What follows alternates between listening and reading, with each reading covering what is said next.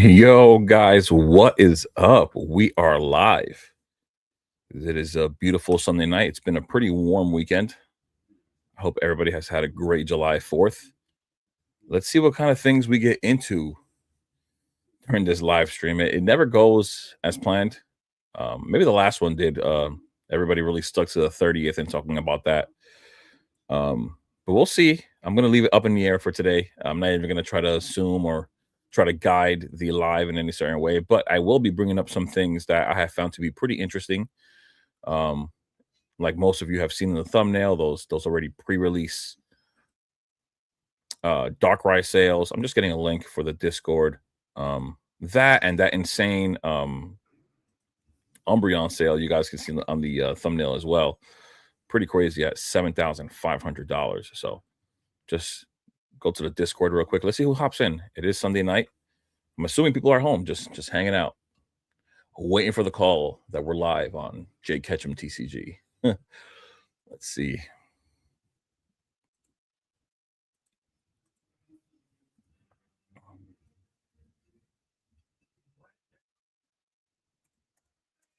All right, that's shared onto the Discord.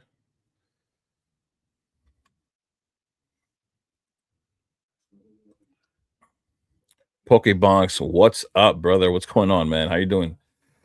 How are you doing today? I hope everybody's having a good day. Looking to get into some Pokemon market talk, right? There's a lot of things happening right now. Even though everything's like slowing down, it kind of feels like it's not. It's so funny how Pokemon is, especially now. A slowdown, but not a slowdown.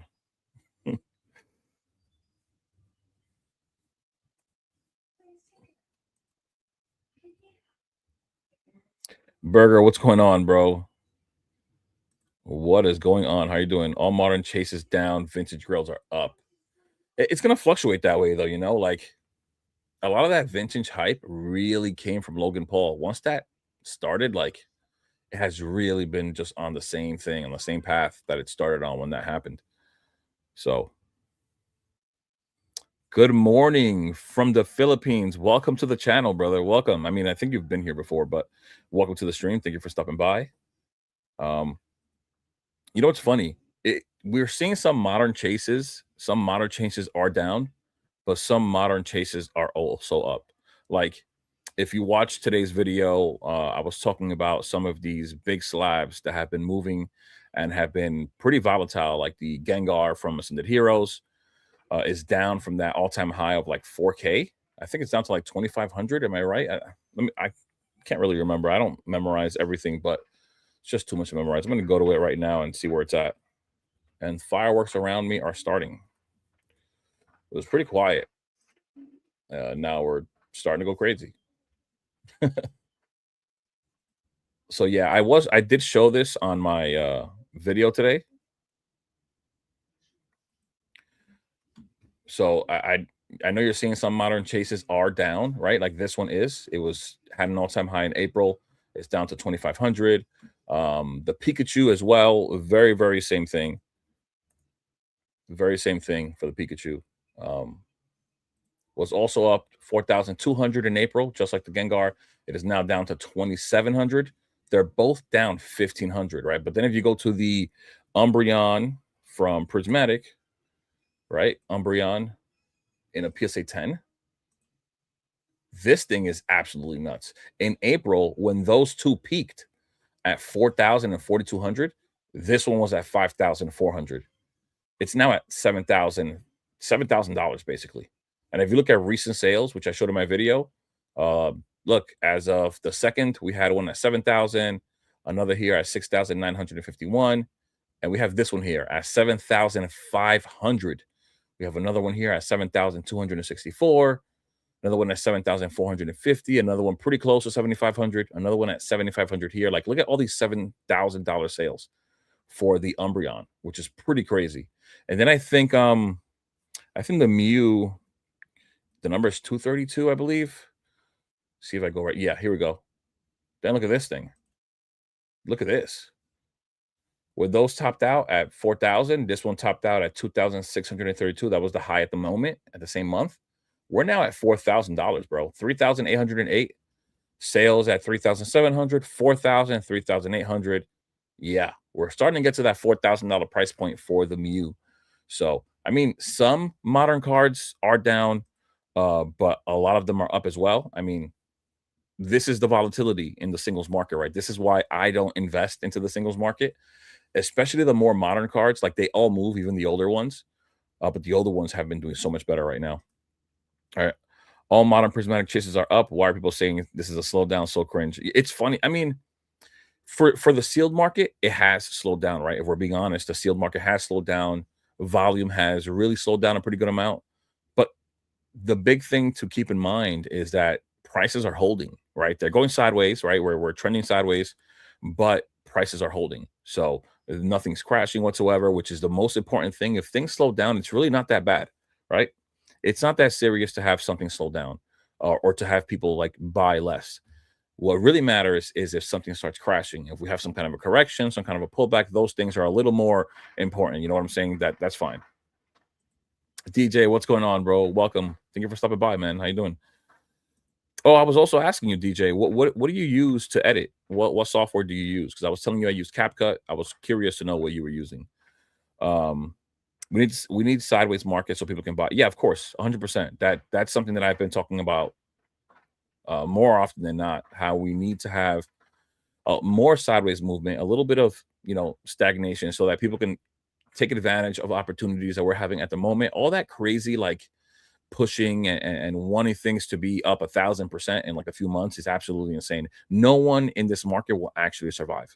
Like no one will survive. Everybody's going to start losing at some point, and you're going to be chasing the market the whole time. You never know when you're at the top, and you might end up regretting what you're doing because you're chasing. And as you chase, if you do buy at the top, now you're going to watch your investments just lose value. Like that's the last thing you need. The Umbreon from the 30th UPC is better than the Prismatic Umbreon and Bubble Mew. Really? I don't know about that. I don't think so.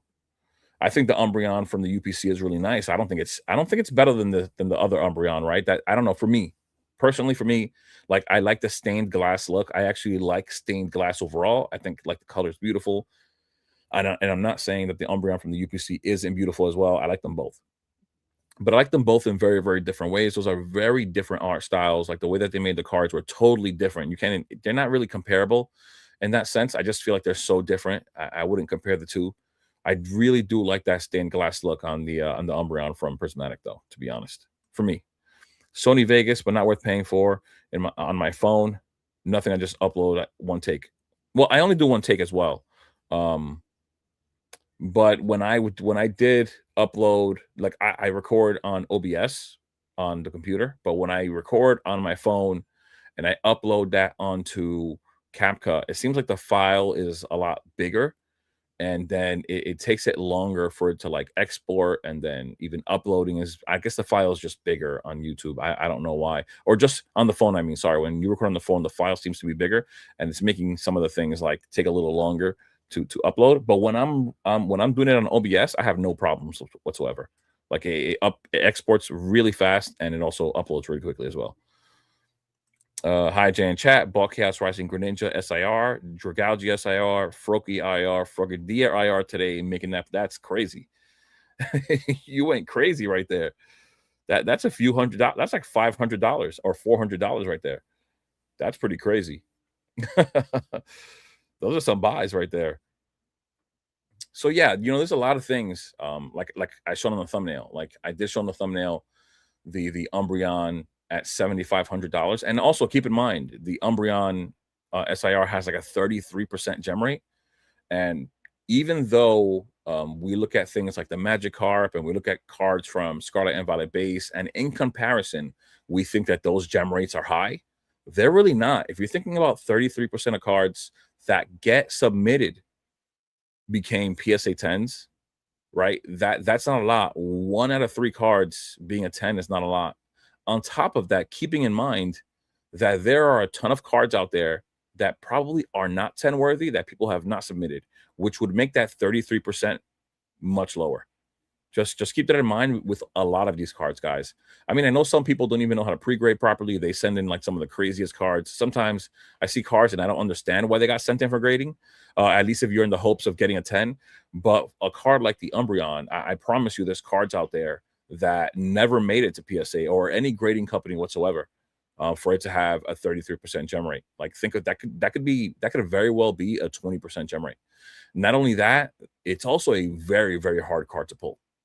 So we'll have to see what the gem rate is for the UPC Umbreon. Maybe that'll make it valuable as well. But I think just because it's Umbreon alone, it is going to be textured. It seems textured, and it's going to be very, very similar to an SIR. So it's probably going to be valuable regardless.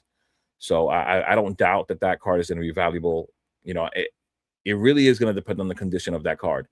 Is that card going to have, is it going to be a good quality card? Like, is it going to be cut well? Are we going to have lower high gem rates? If I had to guess, because Pokemon is trying to keep up with all this demand, I think that they're not going to have the greatest quality control with those cards. But we'll have to see. I think that they've had well over a year to prepare for this. So, Rev, what's going on, bro? What's up, man? Thank you for stopping by. I thought the UPC was one Umbreon promo in every box. Yes, it is. It is. So you don't, yeah, that UPC one, it's not, that's not going to be dependent on your pull rate. Of course, you get them in every box. They are. It's really going to be dependent on the gem rate. Like are they going to be good quality cards? Are they going to be cut well? Like now that we're talking about this, now I'm even more curious about this. For example, the Mega Charizard promo. I want to see. Oops, I misspelled that. I want to see what the gem rate on this card is right here. And I'll bring it up once I find it. Because now that makes me a little curious. These guys don't always cut things well, and it causes things to have low gem rates. So like this one right here, for example. And I know people have been making this a grading play. Like I've seen people buy tons of these. So we have 38,000. I didn't even know this number was going to be this high, guys. Holy smokes. I did not think that this number was going to be this high already. So this is what we're going to be looking at when it comes to that. Okay, let me rephrase that. If we have a good amount of those SPCs get opened at a reasonable price, right? Because they're already being released. We're seeing pre-release sales and prices being absolutely crazy, which is going to make it so that people don't open it. Like if somebody buys an UPC for $500, I don't think they're going to open it unless they're one of those people with deep pockets.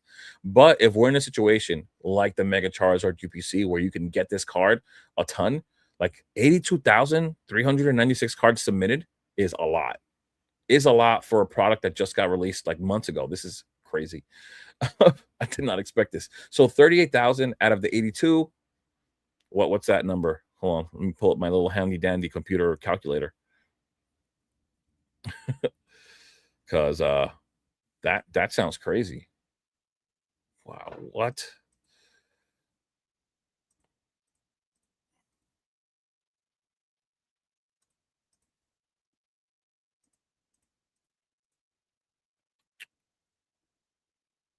Really? That's a 47% gem rate. 47% gem rate on this promo. So you might find yourself with a pretty high gem rate with that card. Who knows? I expected lower because some in the past have been lower, but we'll have to see. Like the Charizard ones from the Charizard UPCs, the Sword and Shield ones, those gem rates are pretty low. What about the Oricorio? What's that looking like? Even though I don't think many people are grading the Oricorio, what does that look like? 10. That sold for $100. Wow. $100 for this. That's over a 50% gem rate. So these were cut well. So quality control was pretty good there on both those promos. Like I said, I think we might have, a part of me feels like we might have good cuts. I was also thinking that that they might not have good quality control, but like I said, I feel like they've had like a year to prepare for this, maybe more. The 30th has been something that they didn't really have to plan. This has been in the works for like a long time. So I wouldn't be surprised if we have good cuts on there.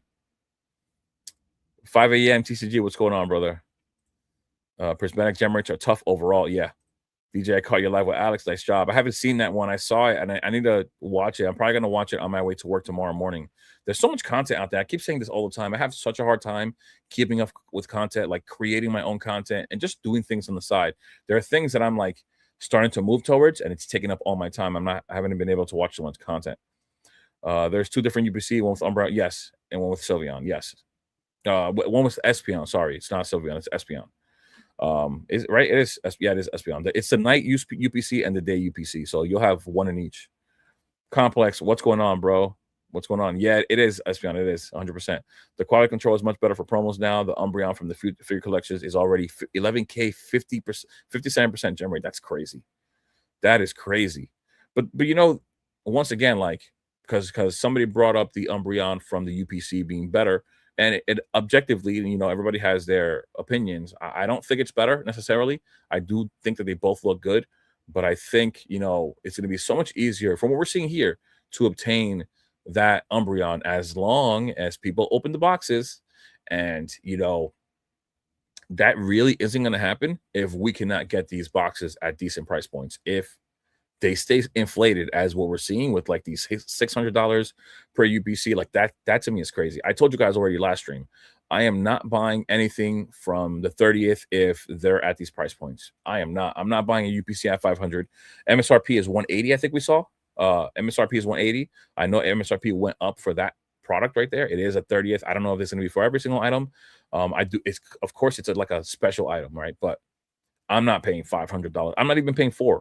I'm probably not even going to pay $300. You know, I don't know, just not right out the button, not out the gate. Like out the gate, $300.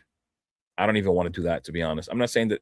I'll take it back. Maybe 300 is where I'd be close, but that's still at a point where I really have to convince myself to do it. I think it's too early for that to be at that price point, you know. But you know, it makes me think, who's going to open this box? If this box releases at 180 MSRP, but everybody's selling it for 500 or more, if you get lucky, 350, 400, who's opening that?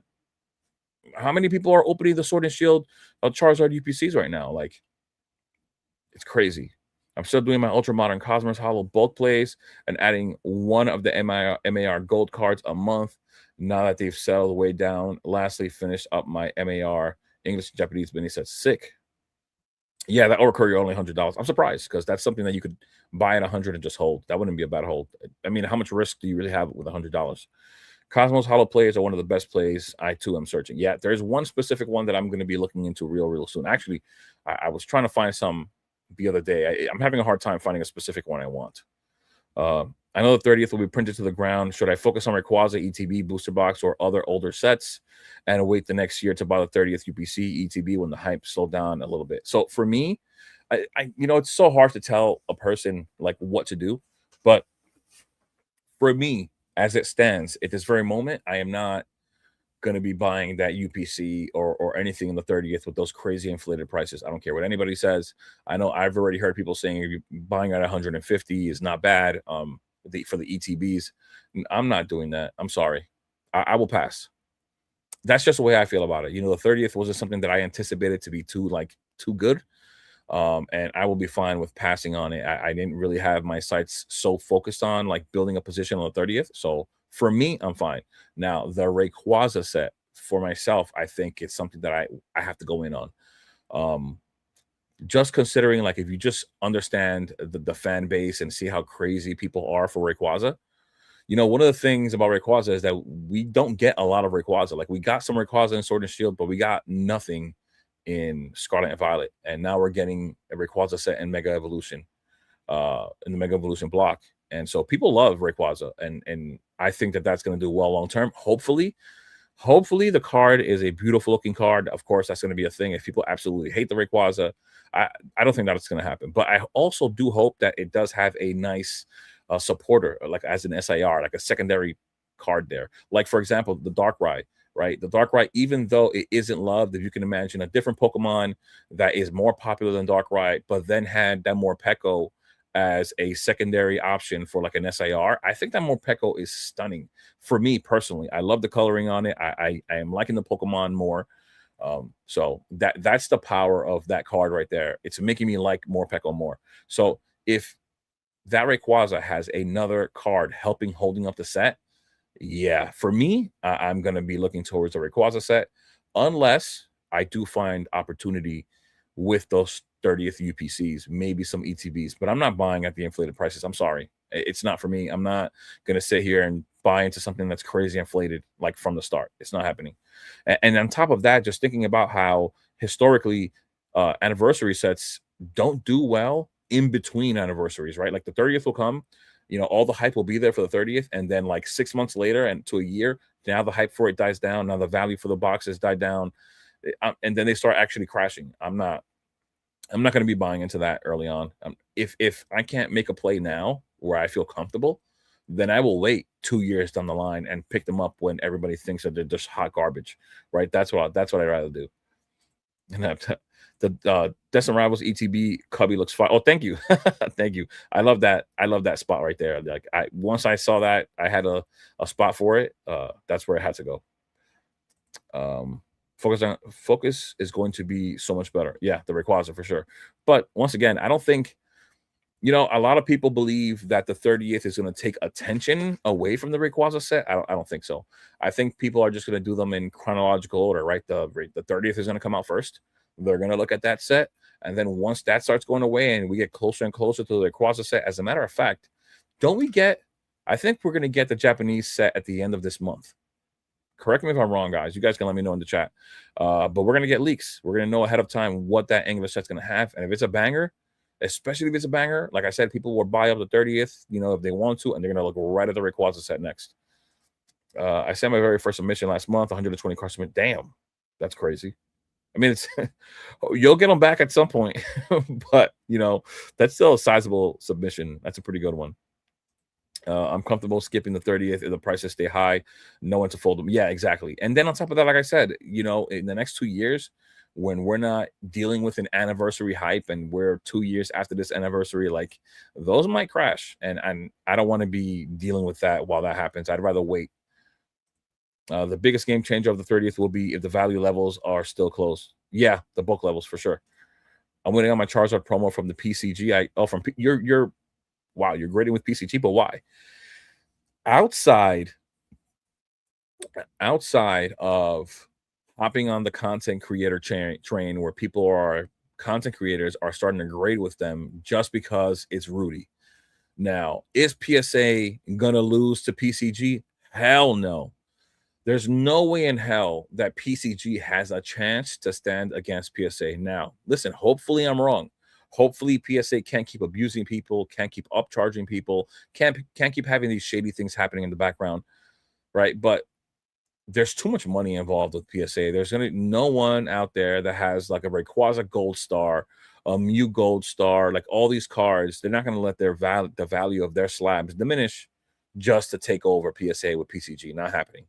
PCG has one of the most extreme uphill battles. The one thing they do have is a content creator, probably one of the biggest content creators in the Pokemon investing scene. But aside from that, I don't know. Just let me know why you're doing it. I think you're doing it because for the content, which I did think about. But then after that, I thought to myself, what the hell am I going to do with these slabs? I'm going to spend money for one video. And for what? Is he going to give me an affiliate link? Is he going to really work with me? I don't know about that, man. I'd love to work with Rudy. He's been guiding the freaking hobby this whole time, right? I'd love to work with him, but I don't know how realistic that would even be for me to want to work with PCG. Sorry, that's like if only that were to work, then maybe I'd do it. Love the Rayquaza, yeah, for sure. Phantasmal V2, maybe. Like I said, if it has a second SIR that's worth anybody's time, unlike Phantasmal, because Phantasmal had the Lopunny and the Mega Sharpedo, and then those trainer cards, those weren't worth anything, right? But if you have a decent number 2 in there, and even possibly a number 3, because there usually is like 3 SIRs, that'd be absolutely crazy. I'm sure I will get at least one from the LGS that sells the MSRP. Yeah, you're lucky for that one. I placed my pre-order with my LGS distro guy, and the UPCs were under 150. What? I mean, hook me up, bro. Who's gonna hook me up here? I have no contacts. Oh my god. Jeez. Hey, May, it's refreshing to hear that we will get constant waves of the 30th over the next 12 to 18 months. I'm not buying a $600 UPC. Is that true? Listen, I don't know anything about what's coming from distro. I just work with the information that we get. Whatever most people know is what I know. I don't know anything about distro. I don't act like I do. I don't have any contact with distro whatsoever. The only thing that I have heard is one store that posted on Twitter saying that they were not getting the allocation that they thought they would get with the 30th, and they were claiming that it was going to be a shit show. So, but yeah, I'm not buying a UPC at $600. Like I said, I'm not touching that thing with a stick.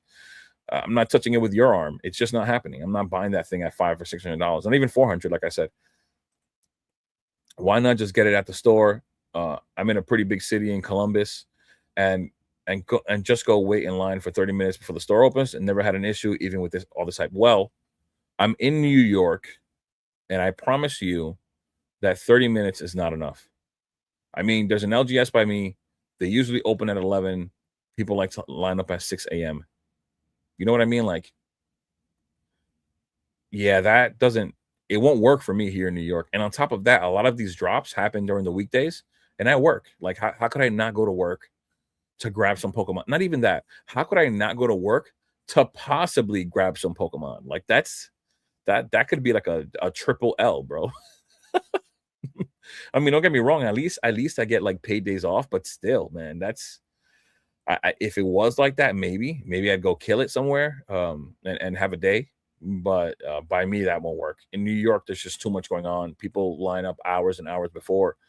If stores open at 7 a.m., like for example, they'll probably line up at like 1 a.m. Like, people here are crazy.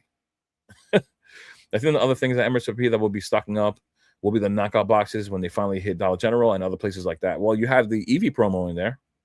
That'll be nice. While only 30 minutes, it's small town. Yeah, that's what I'm saying. Here's 12 plus hours. Yeah, that can't happen here. I mean, Columbus has like 2.5 million. Yeah, but you could have a lot of people and not have a lot of demand for Pokemon, right? That's pretty realistic. But here in New York, for example, there are a lot of like resellers and flippers here. Yeah, it's hard. It's really hard. And I would assume a lot of these people, like, realistically, do not have jobs. And the more and more I've been going to card shows, the more and more I'm running into people who vend that don't do anything but vend. Like, this is their actual full-time job, which is pretty scary, because if the hype goes away, you have no job. Now you have to go back to the place you left, to try to get work. But yeah, I don't know, man. The hype here in New York is crazy. Wherever you go, there's never anything in stock, never anything in shelves. There's people backdooring items, even at a Dollar General, like Rev is talking about. Like, I go to places, and I've gone to a Dollar General, and I ask them about like their delivery dates and stuff like that. And then I asked him, I was like, do people come here? Like, do they know? And he kind of like smirked at me. He was like, yeah, they know. But then at the same time, it's like, how do they know? How do they know what specific day on that delivery you're getting Pokemon? And it's clearly because they're telling them, they're paying them off. So pretty crazy. But for the 30th, people will camp 24 hours. Yeah, for sure. Ooh, I got a starred comment. Oh, Karma. JXY Cosmos Hollows are the future. Oh my God. Thank you for the donation, Karma. I don't know. I just look into different plays. We'll have to see. We'll have to see where that leads. But the XY promos are really hard to find clean anyways, which I'm having a hard time. Not a huge city. Yeah. New York, you have no idea. Like, a lot of those videos you guys saw of people fighting at like a GameStop, several of them were here. So just keep that in mind, how aggressive people are being, how many are lining up. It's too much for me to even want to deal with that. My master plan is to get the Ascended Heroes Fighters box while everyone pinching for the 30th. Thoughts? I mean, we're all going to try to get those boxes. And I think that, like I said before, so these high in demand sets, whenever something drops, there's just so much demand that I'm going to continue to use that analogy. It's like water hitting oil. When that water resembling a price point or an opportunity hits that oil, bro, it gets disintegrated. Like, this demand is so crazy, it's just eating everything up. You know what I'm saying? So those boxes will come out. The best chance you have is to get them at MSRP from Sam's Club. But the last time we had a Sam's Club drop, it was a horrible drop. It was a horrible experience for the UPCs. Now, what the secondary market is going to be like in the first day, I don't know. I don't even know. Let me know if you know, what is MSRP for those boxes, and maybe we can take a guess at what it'll be in the secondary market, because those will be some that'll be worth running to Facebook right away and trying to pick some up. Like Facebook, eBay, trying to make those plays. Yeah, those will be for sure some of the things that I'm going to be looking towards right away. In the Philippines, you need to be super lucky to get MSRP. We all pour here, so that's why so many scalpers are hoping to get some little money on the Pokemon product. I get it. Everybody, listen, it, I know it might be a little harder in the Philippines, like when it comes to like I guess monetary in the monetary sense, whether you have money or not. But even for those people that seem like we have money, like here in the US, everybody's trying to get ahead. Everyone here is trying to do something to make a dollar here or there. You know what I'm saying? You have DJ's Poke Center. He's on the YouTube, right? He has his own channel. He's got a store. He's trying to get ahead. He's trying to do what he can to make money with his website, you know. And then we others like us that are investing into this are hoping that we could buy into something that could turn into something in the future. We're all trying to get ahead. Some, of course, like I said, have it worse than others or harder than others, but everybody's trying to get ahead, bro. We're not. I would assume most people that are into Pokemon investing or watching a channel like mine or DJs, most are not incredibly wealthy people. DJ, I don't camp anymore. I'm too old for that mess, and I have options of a lot. That'll jottle into my era. Yeah, same F camping for sure. I feel like most cities, it's easy to get unless you're in a major big city. All the videos from LA making everyone scared to wait in line, but in reality, most cities don't have crazy lines like that. Yeah, it's just like I said, it's a situation like that, like LA or New York, where people that you know have like no no reason to be there. Like you could tell when you get there, there are people that don't know anything about Pokemon, but they know that that product is a hot product.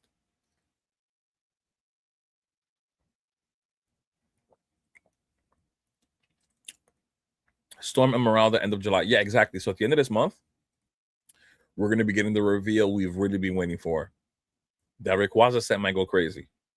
If like I said, if there is more than one SIR, which we know we're getting the Rayquaza, if we're getting another Pokemon that's very, very popular, that'll help prop up that set's going to be even more valuable. The fact that it's a Rayquaza set, it's already going to make it valuable. Like I said this before with the Phantasmal set, where when nobody believed in it, when the box was at $220, I kept saying how much I believed in that Charizard, right? And I kept proving a point with the Lugia V being enough to prop up that set, being Silver Tempest, that Charizard was going to be enough for Phantasmal Flames. I think Phantasmal Flames has really changed the perspective when it comes to how people look at booster boxes or sets that have one main chase. Yeah, that Rayquaza can do a lot. That Rayquaza can do a lot. And if it gets a good second, yeah, it's going to do even more. Hi, Jay. How would you rank Pitch Black compared to Perfect Order? I think it's better than both, to be honest. It for sure better than Perfect Order. I don't think Perfect Order compares as a full set. The Chaos Rising set, though, it is, I don't know, it's close. I would say it's close. People like Greninja much more than they like Darkrai, especially that Mega Darkrai design. And there are several things in Pitch Black that are going to prop it up, which is a second SIR, which is what I'm mentioning in Morpeko. I think people are going to undervalue it at first because of the Pokemon itself. I'm going to be picking some of those up. Just me. I could be wrong, but I think it's going to perform a lot better than people think. The Slowbro in there is nice. I can't remember all of the cards that are in there. The Zeraora isn't great whatsoever. And then Chaos Rising has a better main chase, in my opinion. It doesn't have the hype of the Darkrai because of the artist. A lot of people are liking the Darkrai because of the artist, being Akira Agawa. But the Greninja card, I think, looks pretty good. The Pokemon is much more popular. It's got the whole evolution line in there. So I don't know. It's close with those two. I would say Pitch Black and Chaos Rising are close. But right now, at the moment, with what we've seen, the market seems to be liking Pitch Black more than Chaos Rising. Now, I can give you my opinion as to what I think when it comes to these Pokemon. But one thing that I said last stream, and I'm going to say it again, is don't fight the market, right? Don't go against the grain. If the market is showing that they like Pitch Black more, just keep a closer eye on Pitch Black. But Chaos Rising, in my opinion, it could have some decent growth in the long term. Greninja being one of the most popular Pokemon out there. It really is. It has become that. So it's a lot. But Perfect Order, I wouldn't even consider it being something great down the line. Maybe people appreciate it sometime in the future, but right now that's not the case. Destin Rivals booster boxes have been dropping. They have. They dropped to what, 570 now? I think I saw it today in my video. Let's see real quick. Destin Rivals booster boxes have been dropping a little. I know they dropped from 600 down to like 570. Yeah, 574, 574.50. Nothing too crazy though. We expect that, honestly. You should be expecting that little bit of a drop in these sets being at their all-time highs. But also keep in mind, like I said before, even though we have had less volume, less buy volume, um, a lot of these prices are holding. They're holding. So that's the important thing right there. Which is first, the 30th or Rayquaza. So for the English, I believe we're getting the 30th first, and then after that, we're gonna get the Rayquaza set. But for the Japanese, we're gonna get the Rayquaza set at the end of this month, and then the 30th. I don't know why it's working out that way. It confused me at first, but it's pretty crazy. What city are you guys in for you to camp? I'm in New York. There is no camping for me here, bro. I'm not doing it. Karma, what's going on, bro? I work, so I won't be able to do it, sadly. Yeah, that's what I'm saying. So for people that work, I don't know how that's possible. Once Summer Esmeralda drops, and if there are bangers, the Rayquaza will run. Will happen quickly. Yeah, the run will for sure. Why PCG? For me, it's because I support the people I watch. It's not about the money for me. I back good people doing good business. I mean, I do understand that, but I don't know if Rudy's doing it for the good or for the good of his bank account. So, he could talk like he's doing it for us, but in reality, he has to say that, because if not, nobody will buy into PCG, right? It's just like anybody else at a press conference. You got to say the right things, or else you're going to get chewed up. So, I don't know. We'll have to see where that even goes. Anyone grading with Rudy's company is not the brightest, just saying. No, I don't think that's the case. DJ, I would say DJ is pretty bright. But I don't know. When he first did talk about PSA and having PCG overtake PSA, I've been hoping for that to happen with other companies. I've been hoping for CGC to take over. I've been hoping for Tag to explode somewhere. But the truth is that it's not happening.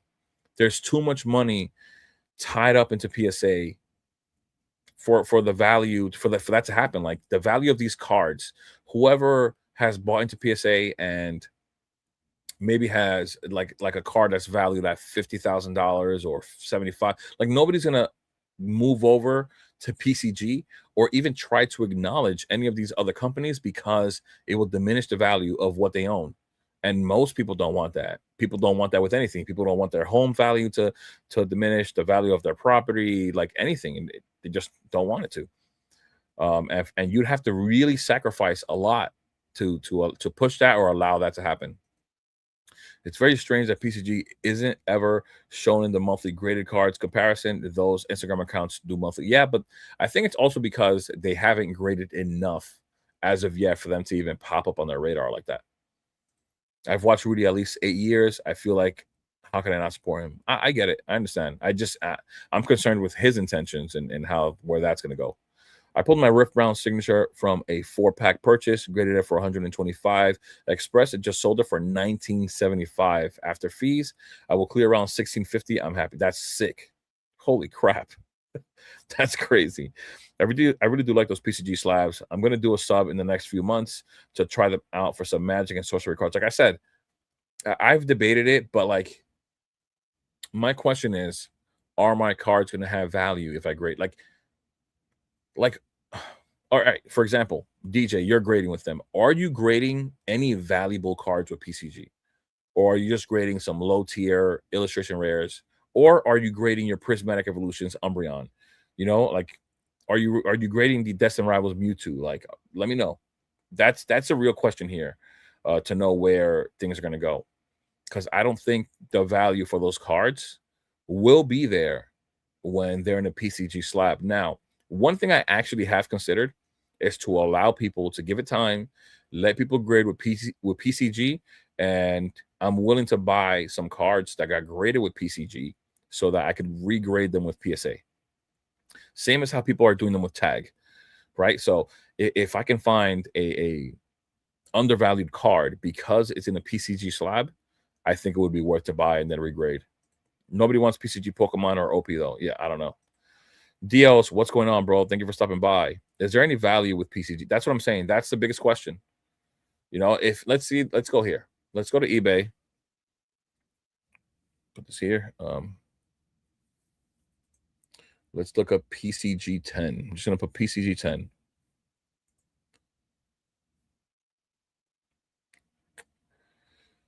All right, so here we are. Let's look. We're gonna look this up together because this is where we are. I don't even know what this is in a PSA 10. Um, but we're gonna look into some of these other cards. 254 for this Chinese exclusive is cheap. That's cheap. This is supposed to be their black label. This is supposed to be their black label. Correct me if I'm wrong. 9.5 centering, 9.5 corners, 10 edges, 10 surface, and it's at 275. A regular Beckett black label would be more expensive than that. Japanese at 588, but it's not the black label. Of course, this is listings. This is not sales. We're going to look at the sales in a second. 1,143. Hold on.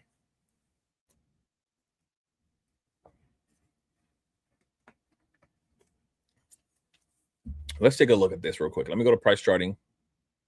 Let's look up. We're going to look up one of these. We're going to compare them in a second. We're going to compare sales. 300 for this Rayquaza. That's a black label. Okay. The 30th one. 525 on this one. You see that difference? 254.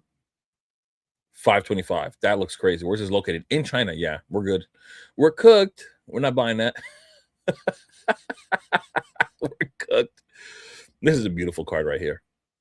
And it got the black label at 420. The Cubone, not the black label, at 509. That's pretty cheap if it can PSA 10, which a lot of these can. Yeah, that looks decent. Centering looks decent. This would probably get a PSA 10, to be honest. But this is what I'm saying. Like, this is the kind of moves that people can make. You can buy this card, but it's also, look, this makes me weary. When I see located in China, it's over. But let's look at the sold listings just to, whoa. Also in China. See, it's so weird. Like, why are people in China grading with PCG just because they can get the returns back quickly? Like, that's crazy. PCG, Poke Park, Grand Opening Chinese. This Lugia, okay. I want to see some cards that we can recognize because I don't know what's going on here. PSA 10. That's Japanese. I do like this card right here. I was looking into it myself. I'm trying to find something that we can compare that makes sense. You know what? Let's look at one of these, the Unigabas. 470.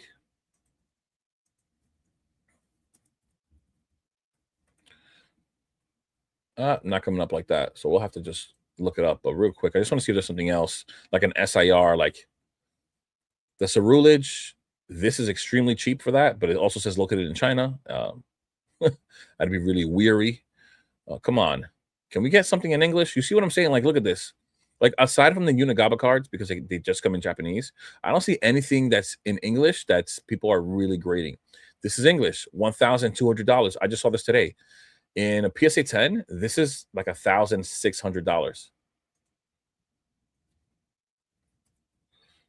Pretty sure.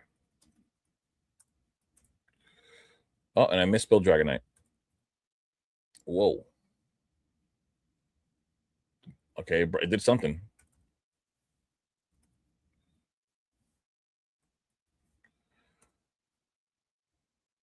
Right, I'm pretty sure this is $1,600 in a PSA 10. So you've lost 25% value on this card right here. That's kind of steep. Just to grade with that company, losing 25% value. Located in Italy. That's crazy. Okay, Italy. Just trying to get some cards, like I said, that we can actually identify here. A 10 Cubone. These are selling like crazy in English. I mean, sorry, in PSA. What is this thing called again? Let's just put Chinese exclusive Cubone. It'll come up. PSA 860. Sells 676, 860, 860, 860, 785, 865. in PSA. PCG 360. Yeah, you see what I'm saying? Like, where the value is just gone. Even this card, it's a Chinese exclusive with Lico and Sprigatito, $37. I mean, located in China as well. I don't know, guys. I don't know. I don't know if this is it. Yeah, I don't know if this is it. I don't know. Let me know what you guys think, man. I don't know. I don't think PCG is it. Yo, if Mexico wins, what should I open? Phantasmal Flames or some 151, along with Chaos Rising, of course, and some perfect order with both options. If Mexico wins, I would have told you to open Ascended Heroes so you could get the Halucha, but that's not it, right? The more fun one to open is going to be more costly. I think that's where the debate is. If you have some Phantasmal Flames in the hopes of, pulling the Charizard and it's not going to cost you much, then I would go with Phantasmal. 151 is too expensive to just open like that. It's tough, but it would be the much more fun thing to open. Can you support him more by grading with PSA? Take the profit and just donate it to him. Oh my God. 151, he says. On a random note, I would love to sit in the Pokemon boardroom where they make the set decisions. There's no way this hype isn't 100% fabricated. I mean, they can't force people to buy, but I think that they definitely know exactly what they're doing. I think that they purposely didn't print sets like to oblivion because they know that if they diminish demand, the 30th is going to look like nothing. There's going to be no hype for it. If think about it, if we had a whole bunch of Ascended Heroes available, I think we would just be buying up Ascended Heroes, right? I think that we would be buying up a lot of these other sets if they were bigger, deeper sets. They know what Pokemon are popular. Like Pokemon, if there's a thing that they know, if there's something they know, it's the popularity of their Pokemon. And they purposely put a Greninja with nothing else behind it. They put a semi-popular Darkrai with a pretty good-looking Morpeko. Like they know what they're doing, man. They put Charizard by himself.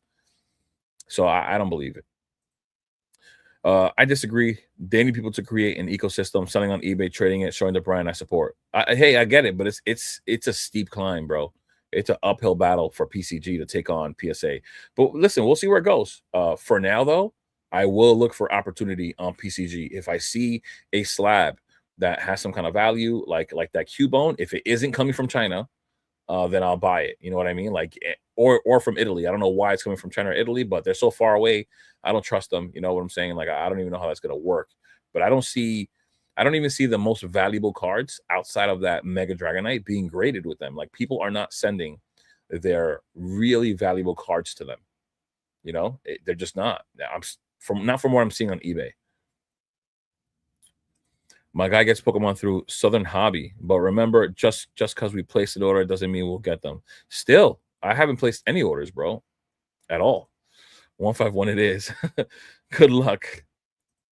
If my friends create a rip and ship, I support them. If they create a sweater store, I buy a sweater. More important than things to me than making money. Just me though. No, I get it. I get it. I've mentioned your store several times actually for that reason. That's the reason why. Um, I would hope. But my question to you is, if I open up a store, are you buying from me? Are you going to support me? If I open up a store, do you support me instead of buying your own? Let me know the answer to that one right there. I'm not opening up a store though. I'm not. Um, Oyama Trading. He quit his job in the Bay Area and is full time selling and vending. He also recently caught in the course drama thing. Yeah, I know that was just not the right move. And then they went into a stream or something like that, and they kind of like doubled down on their little course thing. I'm gonna be putting this into a video at some point. I had a conversation with a vendor. I don't know why I've delayed so much on this video, but it will be probably tomorrow's video. The thing is that I there's like other videos I have written down like on my notepad here. I don't know.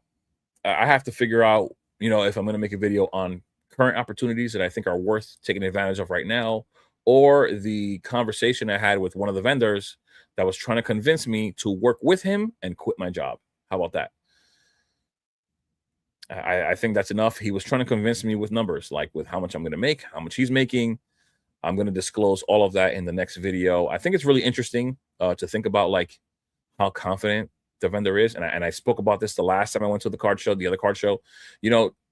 Thinking about how confident a vendor is, it kind of coincides with the rest of the market. People are buying up Pokemon, investing into it because of the confidence they have in it. Collectors are having no problem spending thousands of dollars on slabs because they confidently buy these slabs thinking that they're not going to go down in value, or that they may rise in value. They may be the next base at Charizard. Or, you know what I mean? Like, it's the whole hobby has this sense of confidence that is like astronomical, that you would not expect people to have this much confidence.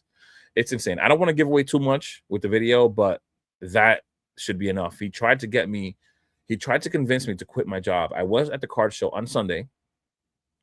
He was trying to convince me to quit my job and show up on Tuesday. That's it. He that's all he does now. He full-time vents, and he was trying to, reel me in with the numbers. Pretty crazy though. I couldn't believe it. The people that are enjoying the hobby right now is only the people with deep pockets. Don't even look up at the market prices because they don't care about that stuff. They just buy everything.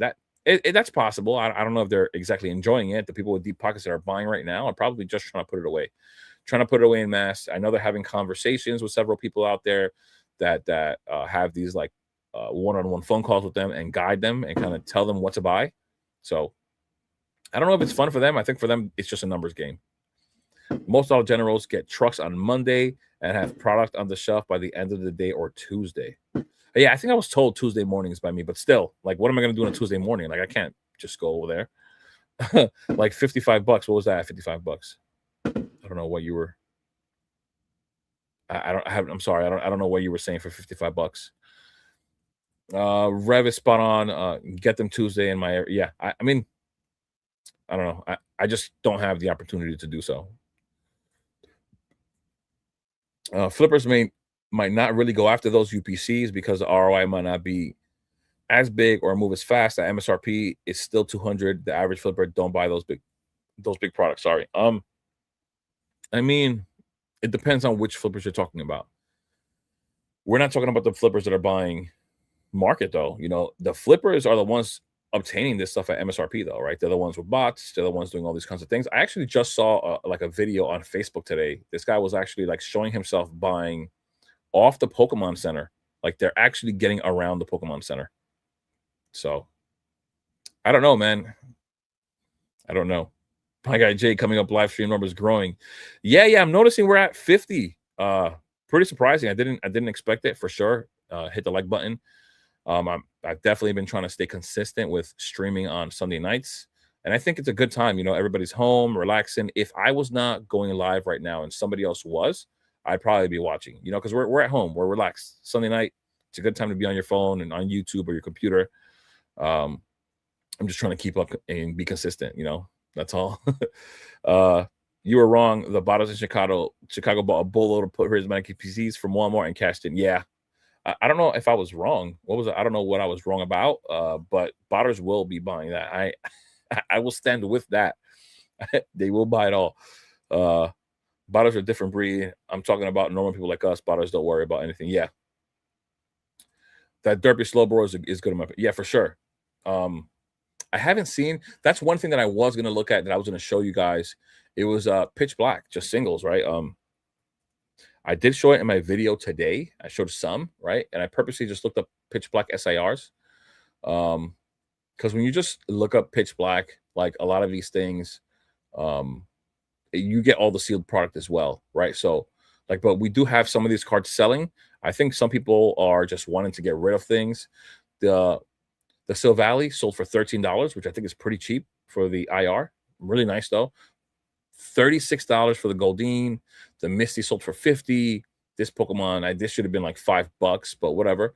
The Primarina, $12. Should, in my opinion, be more than the Silvally. This was the Dalmise pure release stamped from those building battles. Not something I would even look into. Not even the Pokemon overall. But the Slowbro sold for $44. I think this is a really nice card. One of the Pokemon that don't get talked a lot and aren't like mascots for Pokemon that sell a lot is Slowbro. Like Slowbro and Psyduck, they sell like insane amounts. $45 here. The Misty at $105, which is crazy. The Gwyn SIR at $91, $92 actually. Another pre-released Bastardon, not my favorite at all. To Canon again, but the Darkrai sold for $600. The Manectric for $19. Surprising. I thought people like Manectric. Some people do actually. 32 again for the Goldeen.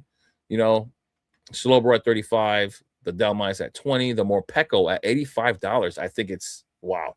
I think for an SIR, I think that's criminal.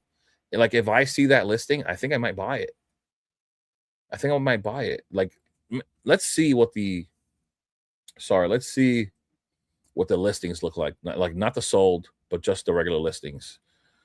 Let's remove the sold items filter. Let's see what's being listed on here. What is this? Gallery view. What are we doing here? Thank you. This thing why would somebody list a Chandelure for $200? This looks like a glorified SIR. Sorry, a glorified full art. Like, I'm sorry, man, but this does not look good. The Pokemon is already not that popular, and they didn't do much for it here. They did not do much for it there. So 600 for the Darkrai, like in many places, 900, 800, 165 for the Morpeko. Let's see. The Zeraora at a 110. Guys, I will switch off the screen instantly if I see a Morpeko at $85. Instantly. A 150, 1,000 for the Darkrai. That's crazy. That'd be crazy if it sold. 600 for the gold, 120 for Zeraora. Anything else? The trainer card that matches to the Silvally listed for 70. Slowbro at 56. You know, once these release, they're gonna drop in value. 215. So we might have to wait for that price point. 160. Yeah, I'm telling you, man. You guys better stay hot and ready, because if that Morpeko comes up and you guys want it and it's at $80-something, I'm taking it. Snack Bread, what's going on, brother? Thank you for hopping in. Like the live, yes, sir. The Greninja SIR and Chaos is trash. You think so? I don't think so. I mean, I don't know. Everybody has their opinion. I think it's a really nice card. I think the color really pops. I think the card looks pretty good. I do wish they did a little better with it. Like I wish that they had like not zoomed in so much in the Greninja, and had it been a little further back, I think the card would look even better. Sets between the 25th did better. I mean, I don't know. Right now we're in a whole different state, though. Right now, this hype period right now is on another level. Like it's so hard to compare this situation to that one. Pokemon has never seen this kind of demand before. The other thing is you get less cards in celebration packs, but all the cards will be desired. Yeah, I think so. They're going to be grade worthy for sure. It's going to be a shit show. The 33 PCs are releasing same day as the Delta Rain. Yeah, but the Delta Rain isn't releasing here though. So you'll be all right. I mean, if you're chasing the 30th, you're going to have a hard time getting it regardless. Rudy's 100% in it for the money, LOL. Yeah, I think so. I mean, we'll see. I think it's funny that the regular ETBs are going for perfect order PC ETB prices. Yeah. Yeah, it's crazy if Rudy was serious when he was talking about how much he's putting into his grading warehouse. We'll see, man. You know, it's hard to determine whether a person is honest or not without you actually getting to know them. Like, I've never seen him do a live stream. We've never seen him actually expose who he really is outside of his videos. And a lot of things are controlled in videos. You know, you don't get to actually see what a person is really like when you have a video that you can do over and over again, you know. But, you know, hopefully he's a good dude, and hopefully he has, you know, the right intentions or good intentions. That number 3 spot is possible, in my opinion. I mean, it could be. Tag isn't doing anything out of this world, honestly. There's a lot of people, even on YouTube, that want to push Tag. Listen, I've said it before. I think Tag slabs look beautiful. I love the way that they look, the aesthetic. Like, they're clear, they look like glass, but they also shatter like glass, and that's the problem for me. But they look nice, and they've had a lot of issues before. They've had people resubmitting cards, getting different grades, and now they're shifting over to like this fingerprint thing where their computer system like scans a card somehow. And I think this has to be BS. Apparently, they have like a fingerprinting system where the card itself, I don't know if they're actually putting something on it, some kind of a fingerprint, but I guess the card itself is supposed to have like its own fingerprint by the texturing or whatever. I don't know what they're saying, but the computer system apparently picks it up.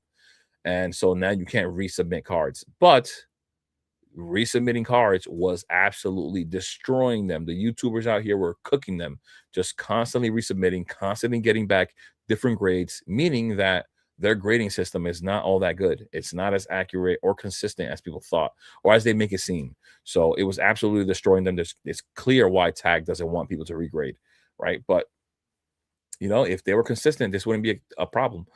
So I guess maybe that number 3 spot could be possible for PCG. Maybe.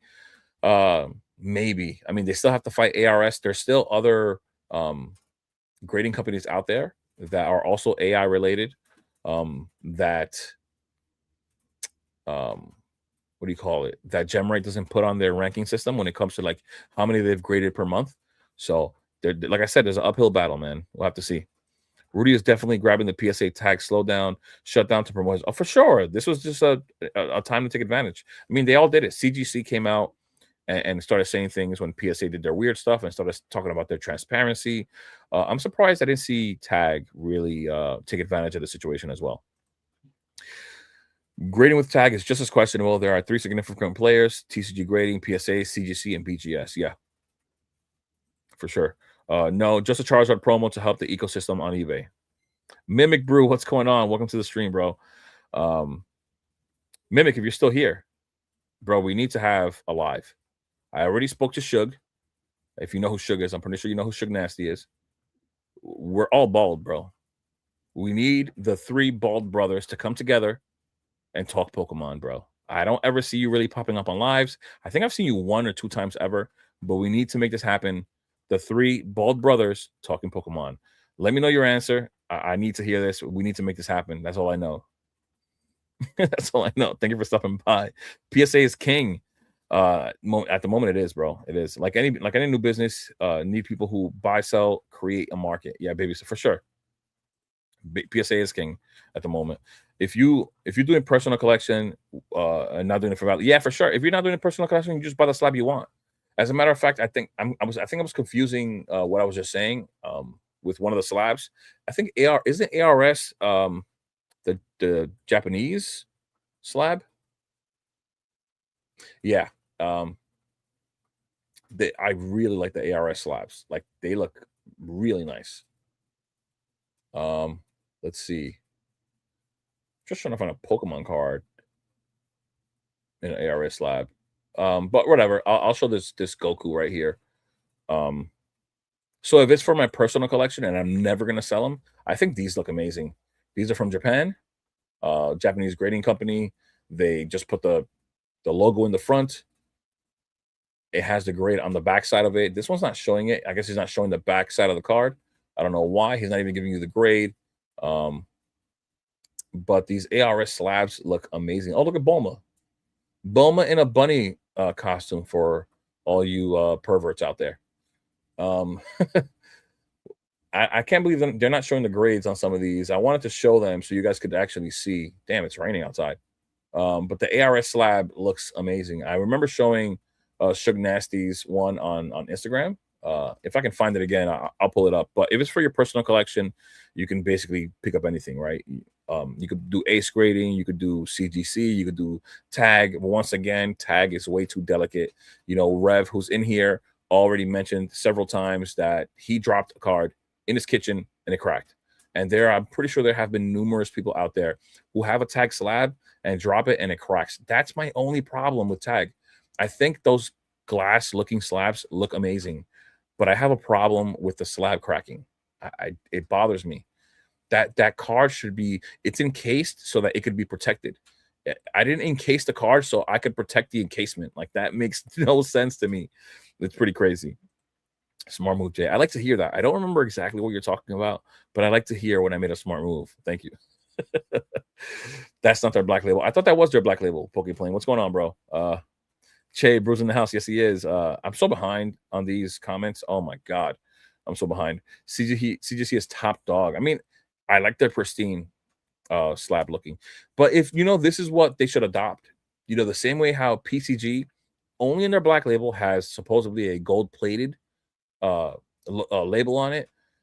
ARS has these metal labels, and I think that CGC could really put together a beautiful slab if they put a metallic label within that slab. I think that especially with the notoriety already, the success they've already had, if they upgrade from that ugly paper label it would be absolutely insane.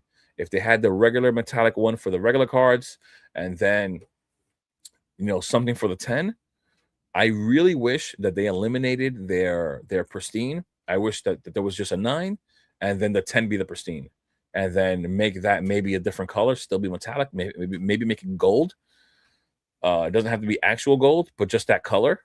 I think it would do wondrous things for CGC, but who knows what they'll do. The last one was the wrong PCG, right? I'm not 100% sure. These PCG slabs, like, this is what I'm saying. Like, I look at these slabs and it doesn't even stand out to me. It really doesn't even stand out to me. These PCG slabs are weird.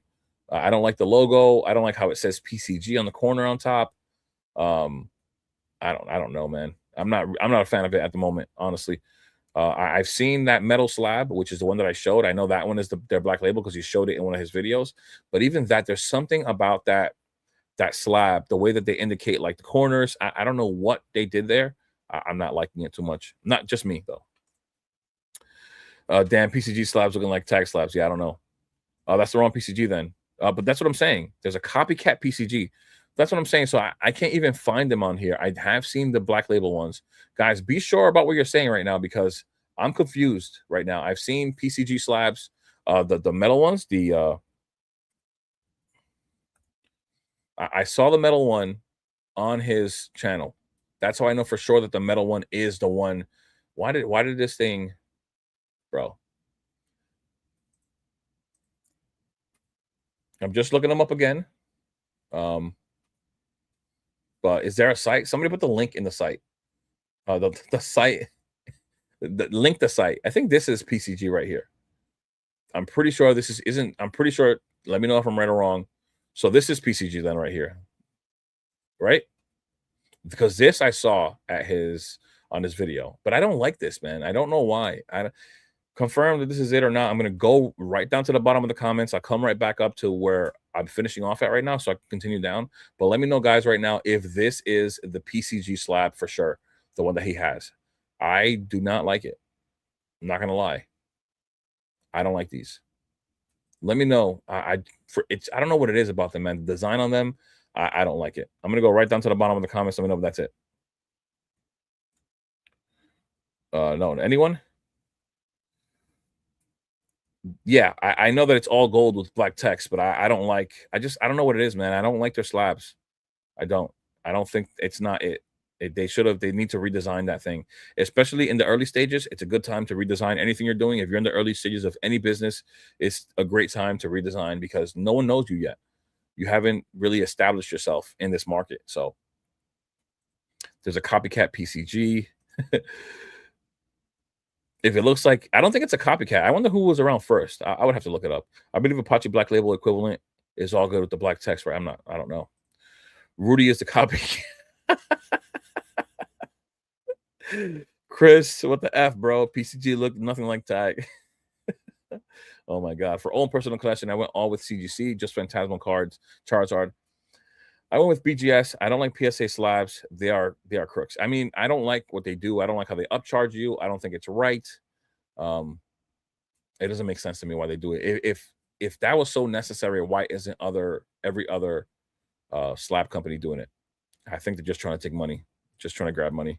With the current environment and the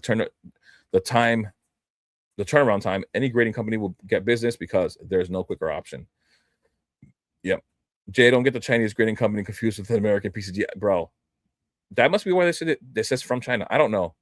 All I know is that none of those look good to me at all. Not the Chinese one, and not this one. Not Rudy's. I don't like it, man. Most of those were the wrong PCG. That looks like tag. I understand now. So I guess every PCG has some kind of a metal label, or it looks like a metal label, not the glass one. Thanks for the clarification. Yeah, thank you for the help. Big value cards should still be sent to PSA. The lower value cards are the ones you should send to other companies. My BGS Cubone sold for $675. Yeah, that's what I'm saying. So just think about this. If people don't have the confidence to sell or to send cards to any of these other grading companies, that means that you don't really believe in those grading companies. That means that the value won't be there. That if you don't do that, the value will never be there. Why would anybody grade with PCG when it comes to the high value cards, we're talking about alternate arts, SIRs. If people don't grade those cards with them, what's the point? How will the value ever be in those slabs if people won't trust their greater, more valuable slabs with those businesses? It won't work. Give it time, Jay. It will take time. And if the community is supporting PCG because of Rudy, maybe it's possible, but people have been supporting Tag. People have been supporting um, Ace Grading. People have been supporting all those other AI companies and CGC. They've been supporting them for a long time, and it hasn't changed anything. I think the 30th is crap. Only PCs will carry value if you know, you know. Yeah, I think so too. I mean, any of them, honestly, any of the items you buy into, as long as you're at a good price point, I think you'll be fine. It was said that Heroes was side by side to other sets. You could only have one. All three of the last sets would be on. Yes, for sure, for sure. Chumley watches me. I did see that. I did see that. You made that video. You went to that stadium, and he knew who you were once you showed up to the table. You were celebrating. That was so funny. You were celebrating because you said he saw you. That was too funny. Yeah, I saw that on video. 100%. I did see that too. Uh, I don't recommend quitting your job 2 years deep into the bull market. Just me though. Yeah, I'm not. I'm not saying that I am. I'm saying somebody attempted to convince me. I am not quitting my job for Pokemon. I'm not quitting my job. First of all, I'm not quitting a job that's as secure as mine. Right? I work for the city. I'm not quitting my job for a Pokemon market that has cycles. So it's like you will make money and then you will not make money, and then you will make money and then you will not make. No, I'm not doing that. My job is extremely secure. I would never leave my job. Now, I will do things on the side. Like I've been talking more and more about vending. Every single day that passes by, that has become more and more of a reality. I'm talking about, building relationships with a vendor, communicating with venues so that I could be at their events, looking into, business license and LLC because I'm gonna do it legit. If I'm gonna do that and I really do it because I think I'm gonna fall in love with it. So I'm gonna do it the right way.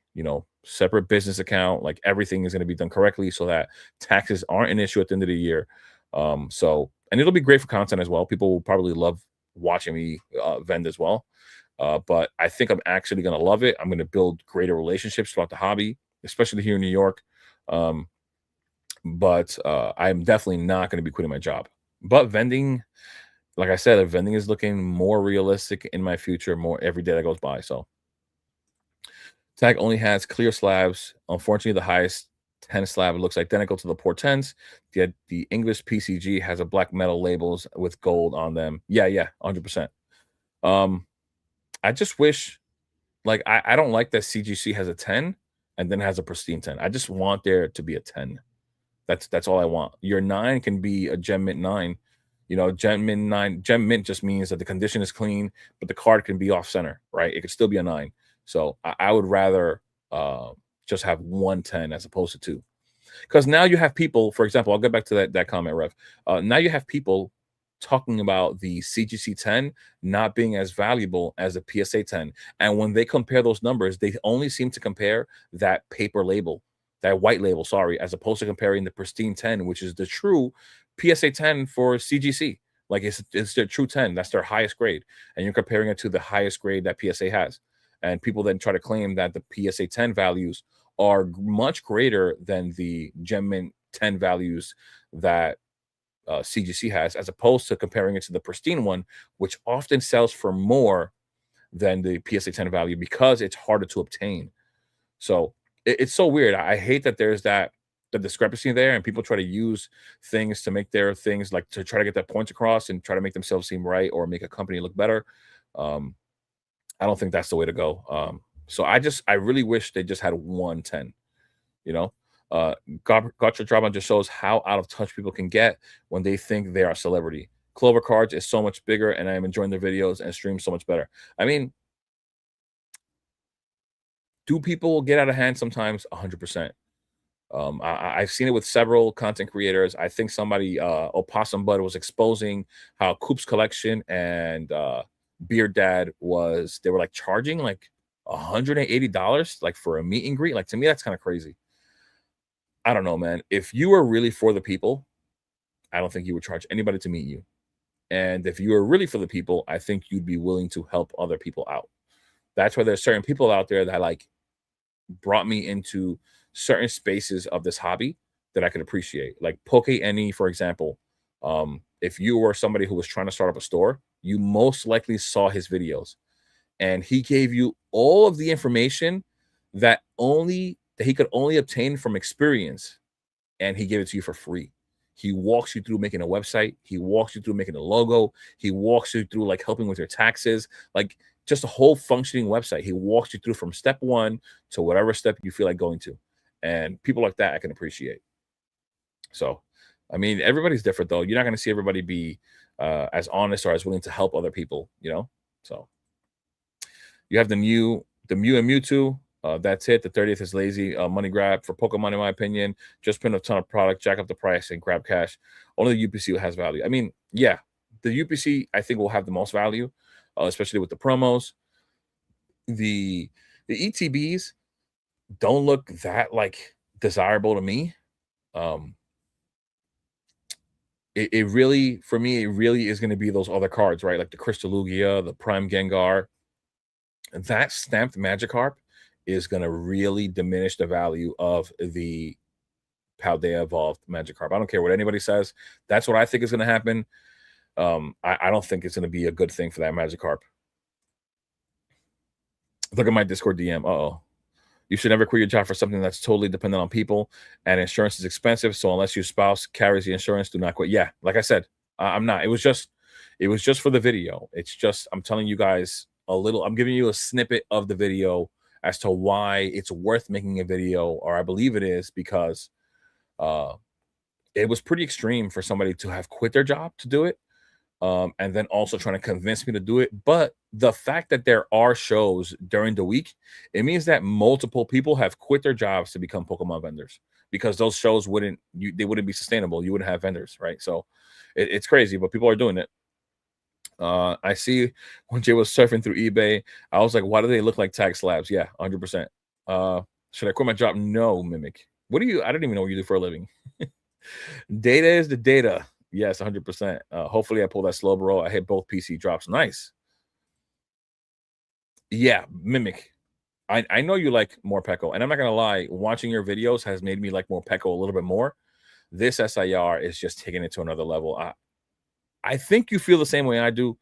That thing is absolutely amazing, bro. Like that Morpeko is gonna take this thing. The Morpeko fan base is gonna grow just off of this card. It's a beautiful card, man. They did a great job. The Chandelure is like the Mew VMAX alt art in the Fusion Strike, similarly to yeah, I guess I just don't like what they did with him, man. It looks like a full art, just a full art, man. Yo, the Poke Plumber is here. What is up, bro? What's going on? Thank you for stopping by. I did write to you as well on Instagram. Please look at my DM. I wrote to you as well. I I, I want to expand a little bit. I don't really stream much with other content creators, but I want to start branching out. And I think Mimic's personality, with Suge Nasty, your personality. I think in general, I resonate with a lot of your personalities. I would love to work with you guys and hop on a stream. I think it'd be pretty cool. And on top of that, we're both plumbers, bro. Mario and Luigi, what do you think? Mario and Luigi in here for a stream. I'm telling you, I foresee these things. They just come to me. Snack bread. Yeah, Mimic is the man. I dropped the screenshot comparisons in Jay's Discord general chat now. Let's see. I'm really behind. I'm sorry. 9:45 you wrote this and it's 10:06. Oh my gosh. All right, let's see. So PCG on top. Yeah, but the logo looks the same. Professional card grading compared to his what? What is this thing? That PCG logo looks just like the PCG logo on this one almost. Like just this thing is different, but yeah, I mean, listen, I don't know what's gonna happen. What's gonna happen? I do like that his labels are metal, but there's something here that's off. I wish this design was different. I don't know why. Something's throwing me off here. I feel like I almost wish. I like how you snapped me in the picture. I feel like I wish I was part of the design team there to help, but I don't know. There's something with that label there that I feel like it could be better. Plumber with the plumbers, with the plungers. I mean, Brew, you spend too much money on IRs to quit. You sell very little. He'll notice us in half an hour. Oh my goodness. I'm sorry. That's so true, bro. Now I gotta catch up even further. It's just, yeah. I'm just trying to give everybody the time. I'm trying to make sure I respond to everybody. I don't like skipping past people. I've been in so many streams where I write to people and it's like you're not acknowledged. No one's there to say what's up. They'll skip past your comment if it isn't interesting enough. I don't, I'm trying to give everybody the time. As I said before many times, this is supposed to be what it's like to hang out with the boys. This is why I would love to like have people on here just talking Pokemon, giving opinions, and still even respecting each other, even if we don't agree. There are people out there that don't believe Pokemon investing should be a thing. I respect you. Rip all the packs. I hope you get great pull rates, great pulls overall. But yeah, I'm just trying to give everybody the time. It's supposed to be what it is, what I believe is hanging out with the boys. I think tag only looks good if you don't have a white background. Yeah, I guess. Yeah, that's true because it blends in. Uh, Look at this timeline. We're in the plumbers chat about Pokemon cards. Yeah, 100%. At least Rudy actually shows his positions. I'm curious how many of these popular investor channels are actually throwing tons of money at stuff over the last year. A lot never show you anything. That's very, very true. I've been me myself. Um, I think Plumber has done it as well to his like detriment. Like people have scolded him because of the money he's put into it, and they don't like it. But I'll get into that a little more in a second. I have actually exposed many times in my videos. I tell everybody what I buy, right? So like I talked about Pitch Black, and I feel like I want to get to a position where I have a case of every set moving forward. So I told everybody my price points. I let everybody know the Pitch Black case. I let everybody know I got a Chaos Rising case. I let everyone know that I was able to get a case of Destined Rivals from the UK for 500 a box, shipped. And the box actually looks totally different. It has like a white and blue tape instead of that white and red one. So I've let everybody know, like for me at least, I think it's fair. I know some people may try to shill products as well. I don't know. I've tried to be fair with everyone. I've tried to be transparent with everybody. I let everybody know exactly how much I hold, how much I've spent. That's why in my last video, today's video earlier today, I spoke about my two SPC cases. I talk about having two prismatic ETB cases as well. I have a case of Journey Together, which everyone hates. But I think the set will do well in the future. You know what I'm saying? But the point is, I definitely let everybody know. I think I let everybody know a little bit too much sometimes because then at some point everybody knows what you have, and with like just a sense of security, like all this like stealing that's been going on, or people finding where you live, and who knows what may happen. And you have your loved ones close by. And I am in New York, and there's like no like the laws for self defense here are horrible. You can't own what you would need to protect yourself. You know what I mean? So it's just a thing. I don't, but like I said, I think I've exposed so much in the past sometimes that I think it's too much. And then you have somebody like Poke Plumber who exposes him buying like 24 to 40 something cases of Destined Rivals, whatever it is, and then people don't like it because they feel like he's too far out of their price range. But in reality, Plumber's just being Plumber. I've said this before. You can't blame him for being him. He owns a plumbing company. He's gotten to where he has to on his own merit. And he should be able to do what he wants. And you should be able to expect Plumber to be who he is. And he's not the average person. So you can't expect him to be like the average person. So, everybody's different. And then even you, Mimic, like, think about like there's cards that people wish they had. And I think people could trip in your house and end up with a freaking card in their mouth by mistake. Like you have so many Pokemon cards in there that people wish they had. It's like it's a lot. Everybody, you can't expect everybody to be Mimic. You know what I'm saying? And he's done well, especially with everything he's been picking up in the last how many years.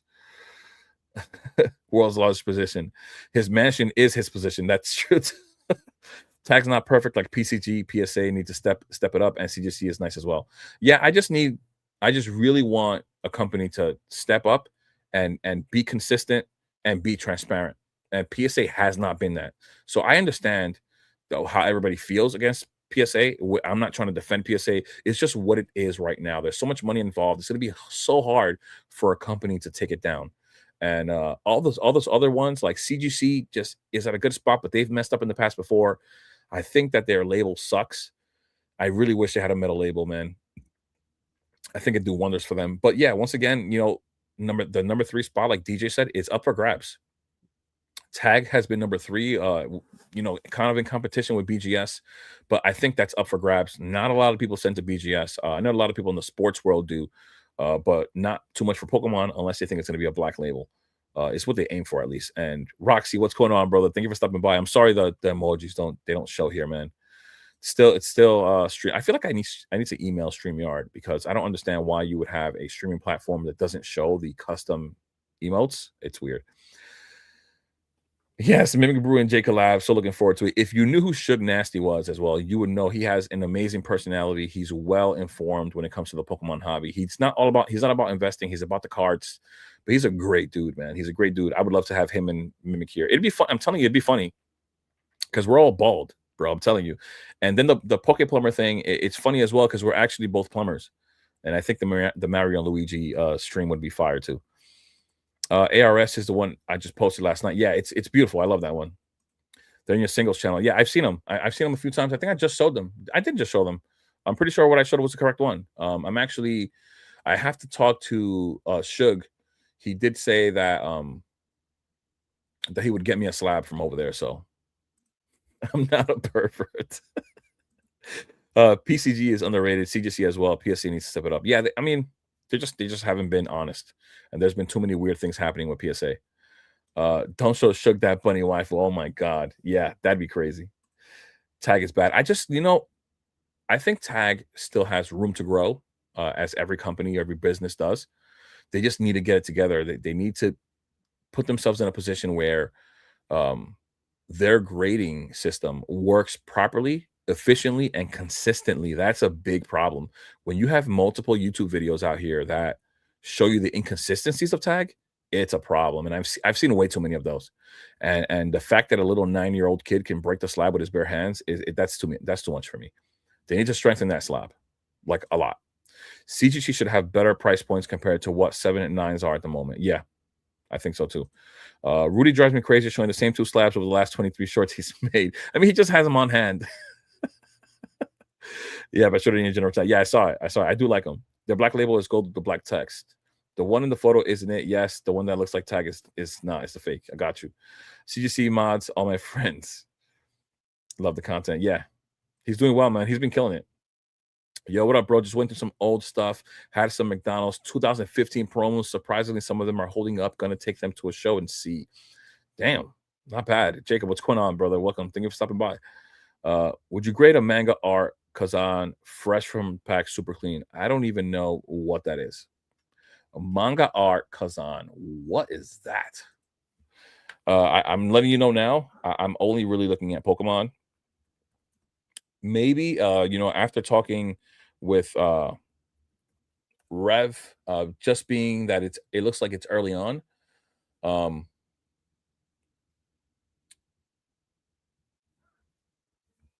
I think Riftbound may be something that I would just be willing to buy and put away since it's early on. It hasn't actually like blown up. Oh, this is One Piece. Yeah, I don't really honestly, I don't really look at One Piece. Where is that card though? Is this the card you're talking about right here? What? Bro, if this is the card, there's no way you're gonna ask me whether you should grade it or not. This is the card? This is the card? There's no way you're asking me if you should grade this. This thing is $3,331.10, bro. There's no way. You're definitely trolling. You're trolling. I know you're trolling. You should be grading that express. Even though I'm pretty sure you're trolling. Bro, you should vend. Just get a table and sell the stuff you were going to trade. We would love to see it. Yeah, like I said, I have a ton of singles. And eventually, just to keep things going, I will eventually buy out like some collections. I've already seen people posting on Facebook. They're always there. They're posting. There's some really nice collections I've seen. So hopefully, if they are willing to sell at percentages, I will buy and I will continue to vend. I agree 100%, bro. I don't know where you're at with that right now. Sorry, Ironhide. My collector app says I lost like $400 in 4 days, and that's why I don't like the collector app. The stuff I'm picking up, I'm looking years down the line. I'm not trying to look at this sealed value just continuously rising and dropping. Like for example, you're talking about the 400. It's really not a big deal. I'm pretty sure that in the last 6 months, you've appreciated a lot more. Like the value has appreciated so much more than just $400 in the last 4 days. But that's why I don't like the collector app. People just get too scared. They want to sell. They get like afraid and stuff like that. Where's the Morpeko? Morpeko. The Morpeko card. We've shown a few of them actually, and here it is. This one's a pretty nice close-up picture of the card. Looks amazing. Looks amazing. I love this card. I can't wait to have this card, honestly. I really, really like this card. I think this is going to be one of those that people don't appreciate at first, but then it's going to explode. But I mean, listen, people are already listing it from 150 to $260. So that price point may not drop to where I want it to drop, but I hope that it does. I had to pay $10, sadly, unwillingly at first to enter a car show, but that got me a ticket to a raffle. They called another other numbers, they didn't pick it up, got my number and won. That's crazy. That's some crazy luck. That happened at the card show I went to, and 3 people didn't show for it. I guess they had left, and then the fourth one, but it definitely was not me. I got a Gengar tin, so stoked. Nice. I hope you pull something, man. The label of PCG looks like a gauge cluster of a car. Just don't know which one is the. Yeah, I don't know what it is with that label, man. There's something wrong there. Something's missing to make it look. They just need something better for that design. I got a random question. What do you think about ETBs? How if there's a small rip on it, try to lowball you for the ETB? What do you think? I mean, people like pristine items. So if there is a tear, that you are going to have to sell it at a discounted price. That's just the reality of it. People do not like items that aren't pristine, and if it has a rip, it's no longer pristine, sadly. Hey, I'm an HVAC tech. Oh, I didn't know that. We can get an electrician, then we could have a tradesman trio video podcast. That'd be funny.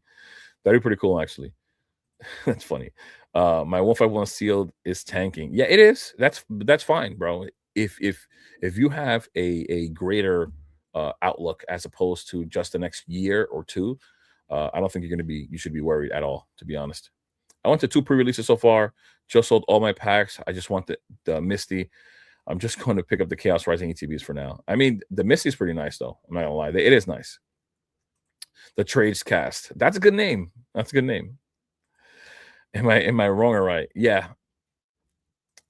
Most people say tag sucks, haven't actually ever graded with tag. Yeah, I haven't given them the chance, but I just don't like how delicate they are. So it's hard for me to even try to grade with them with how delicate those cards are, those slabs are. But I do like the look of the slab. I really do. I just don't want to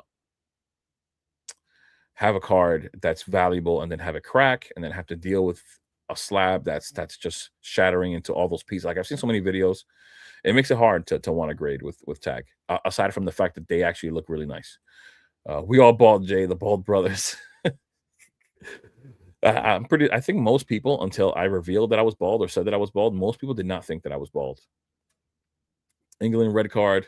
Mexo has a chance. Well, I clearly can't watch and stream. Yes, you just pulled what? Oh, you just pulled it and you never graded it before. Okay, I got you. Yeah, man, that thing is $3,000. I mean, anybody that has a card that's $3,000 is gonna ship that thing express. And those One Piece cards have like really high gem rates. So it's kind of likely that you're gonna get a 10. So I would definitely grade. One Piece grades are strong. Yeah. Was sending a couple cards to CGC Beckett, PCG, and that card I'm taking to PSA personally. Just wanted your opinion since I don't grade, just Master Set Pokemon. Yeah, I get it. I get it. I would listen.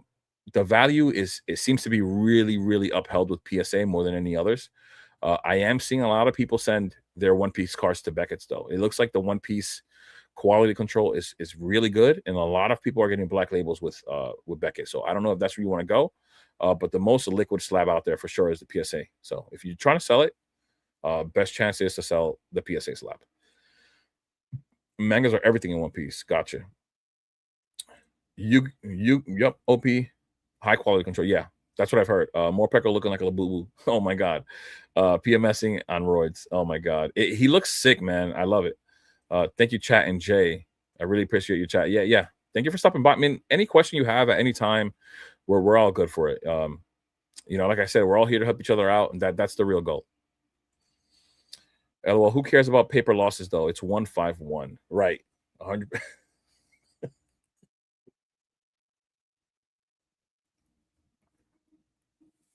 That's too funny. There aren't so many people who would see it that way. But yeah, I guess Plumber's gone. I was hoping Plumber would respond about the stream. I think it'd be really fun if we could have a Mario and Luigi stream here. What do you think about Prismatic ETB's expected price point in a year? Well, they do rotate out in a year, which is a good thing for people holding Prismatic because you might start seeing the price points increasing, right? But I am looking forward to seeing some organic growth. We did have a few buyouts for the Prismatic SPCs and ETBs, and now it rebounded. It came back down after it got manipulated up to $200. So we're sitting at 171 right now, which I like, honestly. It should be stagnant for a little longer. We do have 2,800 listed of them. This, needs to get eaten up. Like, I would love to give you a price point next year. Maybe looking at the listed average here, maybe we'll be at $200 in a year. Just thinking about this number here, we need to eat up the product that's on TCG Player or on other sites. Without that, this price point will stay stagnant. But on top of that, if this price point does rise too quickly, it'll take that much longer for this product to get eaten up off the site. So that we need that to happen. We need there to be some organic movement here. If it stagnates a little bit while buy volume does rise, that would be a great thing. The big thing here is that there is a lot of product available, and we're only talking about TCG Player. We're not talking about eBay. We're not even including Facebook Marketplace. We need to allow these products to get eaten up. If we do not, then they're going to have a hard time growing because there's too much out there, too much available at the moment. Homie went back to lane pipe. What a champion. I gotta dip 2 GGs, bro. Inept. Thank you for being here, bro. You know I always appreciate you, man. Kills name, join the Discord. Yeah, you're welcome. The Discord, for those of you that do want to join, is in the description. You're very, very welcome to join. Whatever questions you want to ask, you can ask them. I'm very, very active in the Discord. So is Rev. So are many other people in there. There are a lot of people that are in this chat that are very willing to help if you have questions. And the great thing is that people have like different levels of expertise in different things. Rev is a big grader. You have a guy in there who owns a store. A lot of us in there are buying up for sealed for investment purposes. Some guys flipped collections out there. So things change. But there's a lot of people that are somewhat experts in different areas of the market, which it'll help if you do join, if you want to join. And it's free. Nobody's going to ask you of anything. We're just good people just trying to help each other out. I'm always watching your stream or VOD in the morning on the way to work. You, Beard, Plumber, Poke Center, Rudy, a couple more since Yaron Co. Have this bad couple of YouTubers need to realize their words can. Go what? Since you don't go have this set is bad. A couple of YouTubers need to realize their words can. I don't know what you were trying to say there. Sorry. Try to, I don't know, maybe reword that. I don't know what you were trying to say right there. Yeah, it's a great group in the Discord, actually. Yes, I give the best investment. Yeah. Karma's the guy who is asking us questions, but we have no problem helping him out too. More products since the community listens and jumps the bandwagon. Perfect Order, Chaos have good artworks, but a couple YouTubers that don't like the fact you can't get 1K off the first 3 cards they make. Yeah, I mean, listen, like I said, and I've said this time and time again, every set has something for someone, and that's not even it's not even a stretch.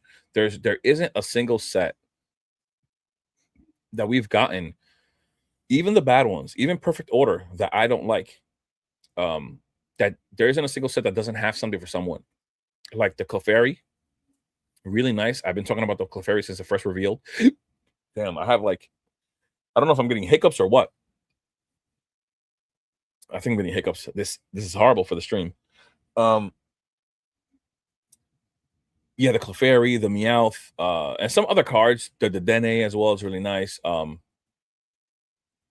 In reality, there's, like I said, something for someone in every set. And one of the sets that I love to talk about all the time when somebody says something like this that you're mentioning, how some people don't like when they can buy into something and it doesn't go up to 1,000 in the first few months or the first few cards, is Shrouded Fable. Shrouded Fable has been like moving so much. Everybody talked so, I cannot wait. Now that we're even talking about this, I cannot wait till the sealed products of Shattered Fable start moving, because it's been so flat for so long. I feel like I should just go buy a case. Like, I feel like I should go look up a case right now and buy a case of Shattered Fable. I do have a case of the PC ETBs, and I bought them for MSRP off of the website because it was just sitting there. So I bought it and I said, why not? But looking at this ETB, it has been so flat for so long. And I'm not telling people to follow what I'm saying or anything like that, right? It was flat for such a long time. And a whole bunch of these got bought out on this specific week right here. 716 items sold, which then started catapulting this box upward. And now we got to the point where we're at $132 market price. So there aren't too many listed on the site, 130 of these listed on the site. So I'm not gonna be surprised when this box starts moving. If you look at the singles, where they're at now, like, some people maybe don't acknowledge Shrouded Fable, but the truth is that it has actually been moving a lot. The Persian was literally at like $38. It's now at $81 market price. This Duskull was like 15 bucks. This Houndoom was $30. It's now 55. This Horsey was $15. It was 51 now. The Dusclops was like 10. It's at 50. This Pheasantipity was at like 20. It is an SIR. It's $43 now. This Monkey Dory was like $13. It's 43. Like, all these cards were so underappreciated and so undervalued. And look at them now. The Zorua that no one talks about is at 30. The Petrarant that nobody liked is at 26. The Okidogi, everybody crapped all over this set. And look at it now. Look at it now. It's too funny. My fiance loves this card right here. I love this card right here, the Fracture. But the point is that people trash these sets and don't have, like, they like blind themselves to the possible opportunity of what something like Shrouded Fable could be. Now, Shrouded Fable, it kind of seems deeper than Perfect Order. I don't think Perfect Order has even what Shrouded Fable has in it. But it is a pretty weak set, honestly. There isn't too much that I personally like in this set. I don't like the design of this card. This gold card looks like a spider to me. I don't like that. I do like the Meowth, though. I do like this Rose's Encouragement. I think it's a really beautiful card. The Clefable, this card is okay. This Starmie, I don't know. This looks like a Power Ranger enemy or something like that. I don't know what's going on here. I don't like this one. Trainer cards are not that popular. I don't even know who this trainer is. But this Clefairy card is absolutely beautiful. People are buying up this full art. The Dene, like I was saying, is a nice card. The Rowlet, I've bought quite a few of. The Esper, I need to pick up a few of these. And my fiance also likes this one, so I need to pick up some of these. And this Raticate. There's a few cards here. These three right here, myself, I will pick up quite a few of them at some point. I just won't do it through TCG Player because you don't know where you're going to get. So I have to buy through eBay. But yeah, every set has something for someone. And I think a lot of the time people lose the side of things sometimes. They can't think. They're not thinking further into the future, what could possibly hold for these sets. If you are buying into sealed, which I know a lot of people aren't, you will see appreciation in a lot of these. This Cinchino, I've seen somebody question in Reddit why this card has good value. People like it, clearly. This card I think is nice as well. The Mega Floette, I've heard some people say good things about it. Not too much, though. The Dragalge, I think, is okay. But this trainer card, the Aces Tranquility, is really, really nice. The Froakie, I cannot believe it is $13, but I guess because you could pull it easily with a small set, but still a beautiful card.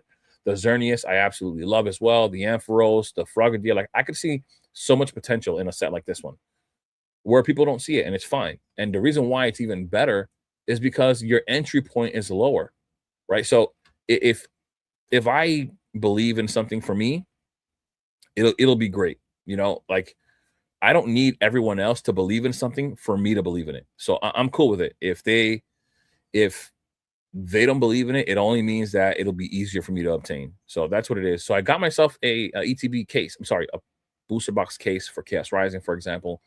I have a pitchback case that I pre-ordered. I did not pre-order Perfect Order. I just really did not believe in the set. I still don't believe in the set too much. So I'm just sticking to the things that I at least believe in.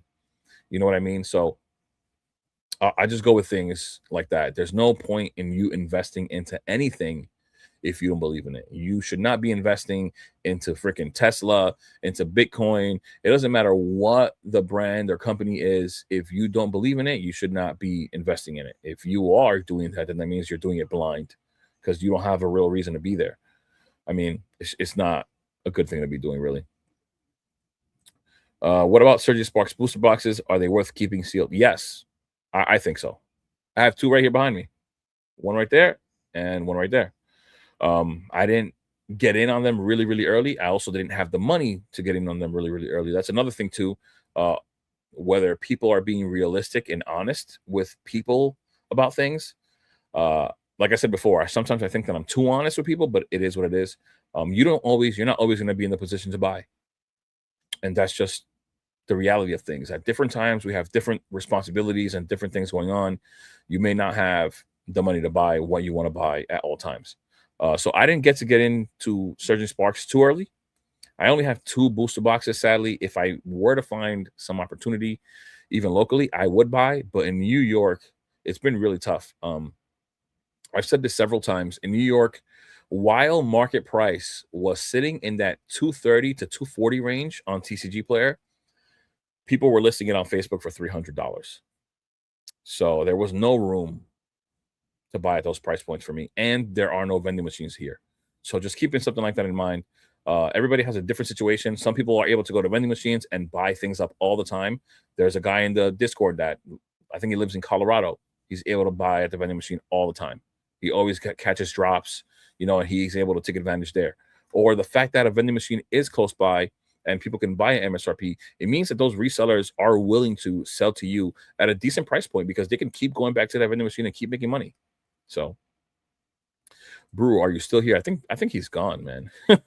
Sadly, I think he's gone. The supporters are gone. Yeah, I understand. I understand that it's not that, it's the fact that the sets aren't bad, but since certain YouTubers can't make their super buck, they downplay the sets. Yeah, I listen. A lot of people, especially as of late, and I don't blame them, especially as of late, people want to pick the banger sets and the banger sets only. They want to make sure that whatever they buy is going to be the very, very best thing. And I get it. But at the same time, those very, very best things don't always have the greatest price points. They don't always have the greatest entry points for you to buy into. So for me, if I can take advantage of Chaos Rising before it releases and before it starts rising in value and I'll buy it, that's good for me. If I can buy Pitch Black, which is, you know, what I did with Pitch Black before people were able to jack up their prices, which everywhere I look now, it looks like pre-orders at like $300, maybe a little less. But I was able to pre-order well before they jacked up those prices. So once again, good for me. If people don't believe in the set, I'll take advantage of that opportunity in that moment. So like you see what you just said, that's why I watch. I mean, if it resonates with you, some people don't resonate with that kind of stuff. You know, some people just want to talk about Ascended Heroes, Prismatic, and I do like talking about them. But there are so many other sets, and they're all good, and they all appreciate. I think Scarlet and Violet was a great lesson for everybody who's been involved in Pokemon in recent times. Stellar Crown is $350 something dollars. Who thought Stellar Crown was going to perform well? Obsidian Flames is $400. Who thought Obsidian Flames was going to perform well? Yes, it has the Charizard in there, but it is a really small set. It does have some other nice cards, right? It has the Cleffa, it has the Ninetales, the Scizor, which I really, really like. You know, it has the Gloom, right? But still, it was always considered to be a weak set, and it's $400. You could have bought Obsidian Flames at 900, 100, 100, even in the 150, 160, 200, and a lot of people didn't buy because they thought it was a weak set. So I think Scarlet and Violet is a good teacher for a lot of people, you know, because there's a lot of sets that got talked down a lot and have done really well. Karma and I think alike or a lot. I think you meant alike. Taking the dogs and wifey for a walk. I'll be back if you're still in. Yes, sir. I'll be here, man. Hopefully, hopefully I'll be here. Uh, wow. Because you don't sway the community to stop buying a set because the main cards can't make you rich. Understand? Yes, yes, I understand what you're saying. I understand. Like I said, I just go with what I like, whatever I believe in, I go with that. And sometimes it's also good fundamentals when it comes into investing because once again, we've seen every single Pokemon item rise in value. So if I can get a good entry point, I have no problem buying something and setting it aside. It doesn't have to be the greatest thing in the world. It doesn't have to be Deaths and Rivals. It could be Chaos Rising. It could be Pitch Black, as long as I get in at a good price point. If I do not, because I already know how it's going to appreciate, or at least somewhat in comparison to others, then I'll leave it alone because the entry point is the most important thing to me. I don't want to call them out, but I can name five, and every time they say that the set is a bad price, it goes down dramatically. Been doing homework on this for the last couple of months. Yeah, I mean, I think some YouTubers know that they have influence in the hobby, and I think some think that they don't. Personally, I don't think that I have influence in this hobby. I don't. I haven't experienced anything change after I've said something. At least nothing dramatic. So I don't think I have that kind of an influence, but there are people that definitely have influence. Like Rudy, for example, he must know he's got influence. Alex from Nostalgianomics, he already shouted out a few things several times that shot up in price because of what he said. So I think some people do know that they affect the market. Um, so that's just a reality of it. We can't really do anything of that. Some people like to uh, show some things. I got a tag 10 Sharpedo SIR. It's my first tag slab. How does it look? How does it look? How does it feel? Does it I was gonna say does it break if you drop it, but don't drop it. Just got Pekka for $2. What is that? What's Pecha? I think you're uh cutting off the words. I don't know what card you mean there. Buy what you like most. Content creators only push their back. Yeah, 100%. But I think, I think as a collector, like if you actually like Pokemon and you collect the things that you like, I think you tend to win. I think you tend to buy the things that people were not looking at because everybody else is shilling that other stuff. And they miss those small things, right? They miss buying up that Ampharos from Chaos Rising, Ampharos being a very, very popular Pokemon. I can't believe it's $10 at 57 cents market right now. That's insane. Just something like that. You could buy a lot of those Ampharos cards up and probably put them away and do well years down the line. Like I said, there's a very, very big fan base for Ampharos. So just an example. On Whatnot, because they didn't like the card. Yeah. Sorry to rant. Don't usually get to reply to you and you speak back. I know you always respond to the comments. Yeah, yeah. Don't worry about it. No worries. No worries. We're here. How many people except me thought Seismitoad would be big? A lot of CC called me crazy for grabbing them early. I won that and still have a 10. Yeah, actually several people because of Shinji Kondo said that it was going to be a big deal. I did not think it was going to be a big deal. I did not think that just any Shinji Kondo card was going to do well. But then again, like not every Shinji Kondo card is doing well. So luckily you did well on that one. But you're looking at the Magneton promo from Searching Sparks is not performing well. We're looking at the Oricorio from the Mega Charizard UPC isn't performing well. Even though I know you like the Oricorio, as of right now, those two Shinji cards have not done well. For whatever reason it may be that they chose a Seismitoad over the others. And I do think that the Magneton looks really good. I think the Oricorio looks decent, but I like the Magneton better, and it's still not performing. So, Future Sight Games, good evening. What's going on, bro? Thank you for stopping by. How you doing? They're not thinking for themselves. Yeah, I know.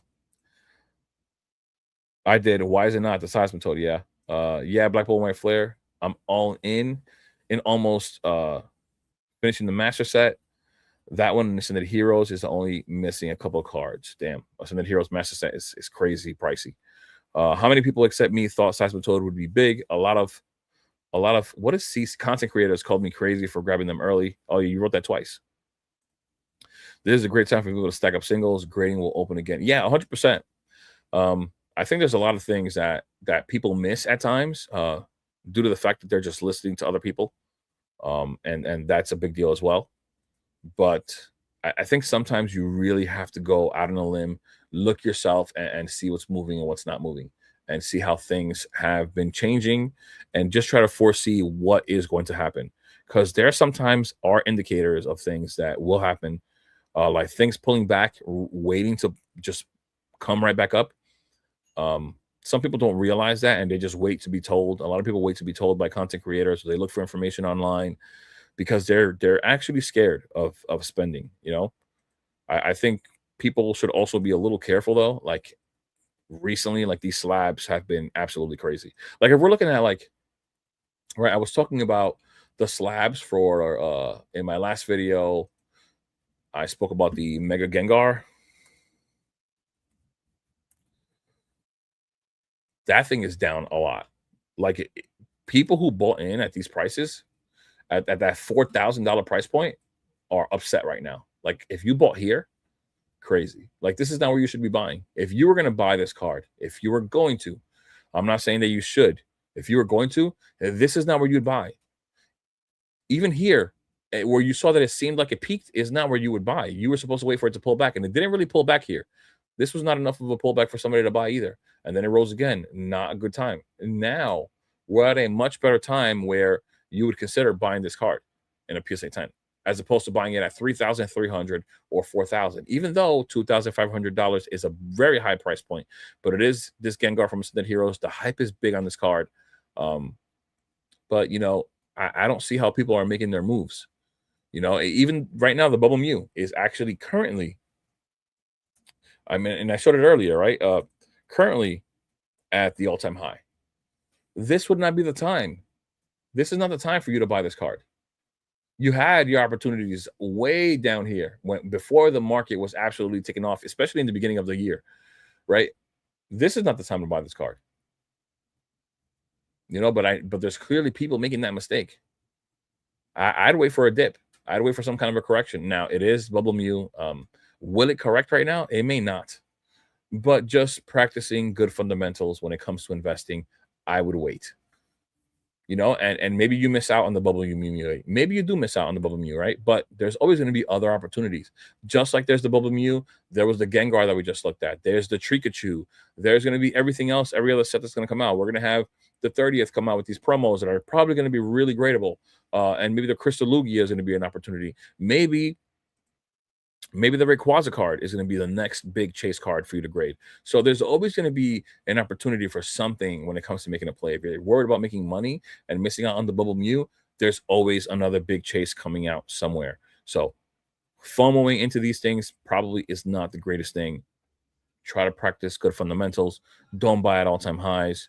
Wait for some kind of a correction or a pullback and let it be a substantial one, not like a 5-10% pullback. Like this market is too erratic to not try to practice fundamentals here. So would you wait for the Mega Gengar to dip more, or is this a good spot to go in at it? I mean, it's hard to determine when will be a specifically good spot for these singles because they move a lot. But right now is a much better spot than where we were, a few months ago where it was at 4K. That thing is down $1,500. It's down $1,500. So you in the next month, from now to the next month, where we start getting more reveals and things like that, I think you will have your best opportunities currently for the Mega Gengar. And I suspect it'll start rising in value again when we start getting into August. Like the end of August, getting into September, where people start coming back into the hype, where people start going to card shows again, and people are starting to buy up these cards because of the 30th anniversary coming around the corner, and people just coming right back in. The summer lull is going to be over. I think things are going to start going crazy again, and I think that the Mega Gengar will start rising up in value again in that September range, like a lot of the other singles that are, supposedly crashing in price, whether it be the Pikachu from Ascended Heroes, whether it be the Gengar, whether it be the Dragonite. A lot of these cards have pulled back following this like summer slowdown, right? But I think that in September, things are going to pick right back up. With the 30th coming around the corner, like I said, in September, and then the Rayquaza set after that, and then a Lucario set after that. Yeah, I don't think we're going to be slow around that time, honestly. I think it's going to be a little crazy in that time, and I think all these cards that have pulled back are going to start rising in value again. It's just my opinion. Take that with a grain of salt. We don't know what the future is going to hold. We don't know which of these cards are going to move. And just buying these really expensive slabs, it's a little scary. They're pretty volatile. And sometimes it really doesn't matter how good the card is. Sometimes it just matters where they are in the hype. Like these cards that release in the hype are more valuable than other cards that are really good and probably deserve it a little more, in my opinion. Like this Lugia here, the Lugia from Silver Tempest. I think this card deserves a higher price point over the Gengar and the Pikachu. But the problem is, Silver Tempest didn't release in the middle of a hype cycle, or else it would have released at an if this card released at a different time in maybe one of the current sets, this card would be absolutely crazy. Like when it comes to value, it would be really expensive. But now this card, once again, look, it was just at the all-time highs. It's starting to pull back. So this probably wouldn't be the best time to buy. You had dips with opportunities, right? It was at 12, 18, pulled back to what, 850? It pulled back about 25%.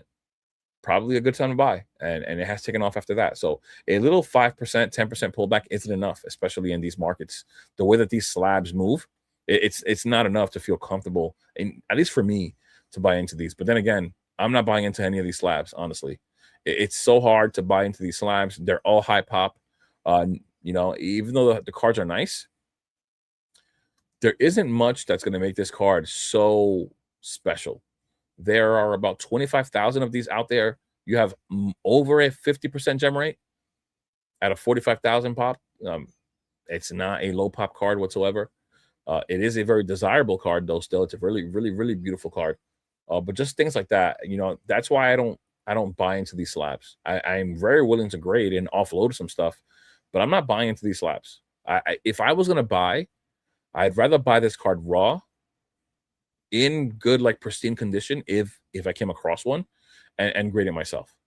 It's so hard to try to buy these slabs and sleep good at night. If you bought that, like I said, think about this. If you believed that the hype was never going to slow down or nothing was going to die down whatsoever, and you bought that Gengar at $4,000 and you were riding that hype, like it's insane. 4,000 to 2,500 is crazy. People are upset about that. Okay, would you sell the Darkrai release if pulled, since price is most likely going to drop heavily? I would. I don't absolutely love the card. It is a nice card. I think it's nice, but I don't absolutely love the Darkrai. Now, the Morpeko, I think I'd keep, honestly. But I think if it drops, I really, Mimic said, I mean, he was here, he's gone now. He said that card is going to drop to like $70. If that happens, I'm buying several of that one card. I like that card. I would grade and sell, and I'd keep one for myself. For sure. Do you have a PSA 10 Bubble Mew? No, I do not. I do have a grade-worthy Bubble Mew, though. Like, I'm pretty, sure that it would be a 10. I already pre-graded it, and I have it set aside. But it's a card that I don't want to sell. I like that card. It's a grail, for me at least, and I would just like to keep that card. There are a lot of other cards that I wouldn't mind selling. Like, I do have some prismatic SIRs, but even though I would mind selling them, my fiance would not like to sell them. She's had a really, really rough time trying to pull prismatic SIRs, and so she doesn't want to sell it. We have the Sylveon and the Jolteon, and she doesn't want to sell either. So those won't get graded anytime soon. There's no need to rush to grade something you're not going to move, right? What slabs would you buy? I don't know. I have been tempted to buy some Dragonite slabs in the last show. I didn't find what I would have been looking for. But I don't know at the moment. I can't think of anything at the top of my head that I would buy right now. I would have to just come across something. See, we got the same, bro. That's the New York vibe in you. I guess. I didn't even know you were from New York. Do you have a PSA 10? No, I don't. I want one. I was trying to find a Lugia at the last show I was at, and I could not find one. Like I said, I want to grade one myself. If I could grade one and not have to pay that price point, I will. But I have the feeling that it's going to be really hard to find one of those cards in good quality or grade worthy right now, since the card has been out for some years. It'll be hard unless I pull it myself, which I do have some Silver Tempest packs, which I don't want to rip because I want to offload them in a vending show. When I do start vending, I have loose packs that I would like to sell myself. Um, but I trust me, I often get tempted to rip those packs and pull that Lugia if I could. But no, I don't have that card. That is my favorite Sword and Shield alternate card. I was looking for other cards too, though. Alternate arts as well. Could not find anything grade worthy in those shows. Everything was incredibly off center. It's like everything that was worth grading has been graded, especially with this great grading boom that we've had recently. So it's tough. Yeah, I would as well if it does. Yeah, the Darkrai I would sell. I'm waiting for Fern to go under 10. I'm gonna buy about 10. Fern. Which Fern? What is Fern? As a Pokemon besides big names. Oh, I'm not sure. I mean, big names, Pokemon that aren't big names that I like. Um, I like Hypno. I do like Hypno. I like Drowsy a little bit as well. I like Primeape. Um, I like a lot of Gen 1 Pokemon. I do like Zangoose. I've said this several times. I think Zangoose has a really cool design. Like the way they drew him up is beautiful. I love the way they drew him up. I wish to just use them a little more. I only got the amazing rare Rayquaza and a PSA 10, but if I own what? If the price will go up anytime soon, but I love the card. I mean, it has been rising. The amazing rare Rayquaza has been rising for some time now, actually. I don't know how much higher it'll rise. People are falling out of love with some of these half art cards, so it makes it that much harder. I got an Evil Skies blister 2-pack with Cosmic Eclipse in it at a card show. Should I open? Oh my goodness, bro. You know, that's such a gamble. Evolving Skies, the pull rates were not good. I don't know much about the pull rates for Cosmic though, but still, that is a big gamble. I don't know what your intention was with that blister. Were you hoping to hold it and sell it later on? I don't know. But when it comes to just ripping, I don't know, man. That's tough. I almost did rip a um 3-pack blister for Evolving at the last show, but they were trying to like shill me. The thing market price was like 170, and he showed me like one last sold sale on TCG Player at like 200 or 220, and he didn't want to give me the market price. He wanted me to do the last sale. I'm like, nah, you just lost me, bro. You're clearly up a lot. You have one last sold listing of 200 or 220. I forgot what it was, and market was 170. 170 was already steep. You lost me. You lost a potential buyer right there. Trying to just be greedy, I will walk away no problem. If I come to your table and you want to go by last sold and market is like way off, you lost one. Because I if I ask about it, it's because I want to buy. And if you try to shill me or whatever, I'm out easily. Just remember this, you have the money, you have the power. They need you more than you need them. Everything that they have and own is what they're at risk losing, if the value goes down for all this stuff. So without your money, they have nothing. Prismatic booster bundles by a buy under 90. I mean, I think so. I think they're decent under 90. We did see that we had the same value for the 151 booster bundles around this time last year. But once again, it rotates out next year, just like 151 rotated out next year as well. Damn, I'm falling asleep. I'm like stumbling over my words. I am getting. Oh my god, it's gonna be 11 o'clock. Yeah, I think they're a decent buy at $90 or under 90. What they'll do from now to next year is the next question. But I don't doubt that by the end of the year they're going to be over $100 at least, maybe 110, 115. But 90 is still expensive. I'm not going to act like it's not. But yeah, I think it's a good buy under 90. That's all we have available at the moment anyways. I think it's a decent buy under 90. If you can buy in bulk, if you were going to buy in bulk and you can get a little bit of a discount, then I'd do that. because you don't have many options available out there, to be honest. Xerneas, yeah, but you wrote Fern with an F. So yeah, Xerneas from Chaos. I do like it. Notion. Oh, you never opened one. I mean, listen, it's a risk. Look, yeah, look at Rev. Do not open. Both those sets are ridiculously hard to get a pull from. I think is what he meant. Pull rates are not great. So I don't know, man. It's a risk. If I don't know, man. It's up to you at the end of the day. But it is a risk. We need a fire SIR Hitmonchan. That'd be sick. A Hitmonchan and a Hitmonlee in a set would be kind of nice. Would be kind of nice. I would like, I wish Pokemon stuck to like themes and genres and stuff like that. Because you could have a lot of fighting Pokemon in there. You could have Hitmonchan, Hitmonlee, Primeape, like a lot of cool ones. Had extra funds from cards I had that I sold at a card show before cards went down. Also, it was worth it. Pokemon 30th anniversary will be big.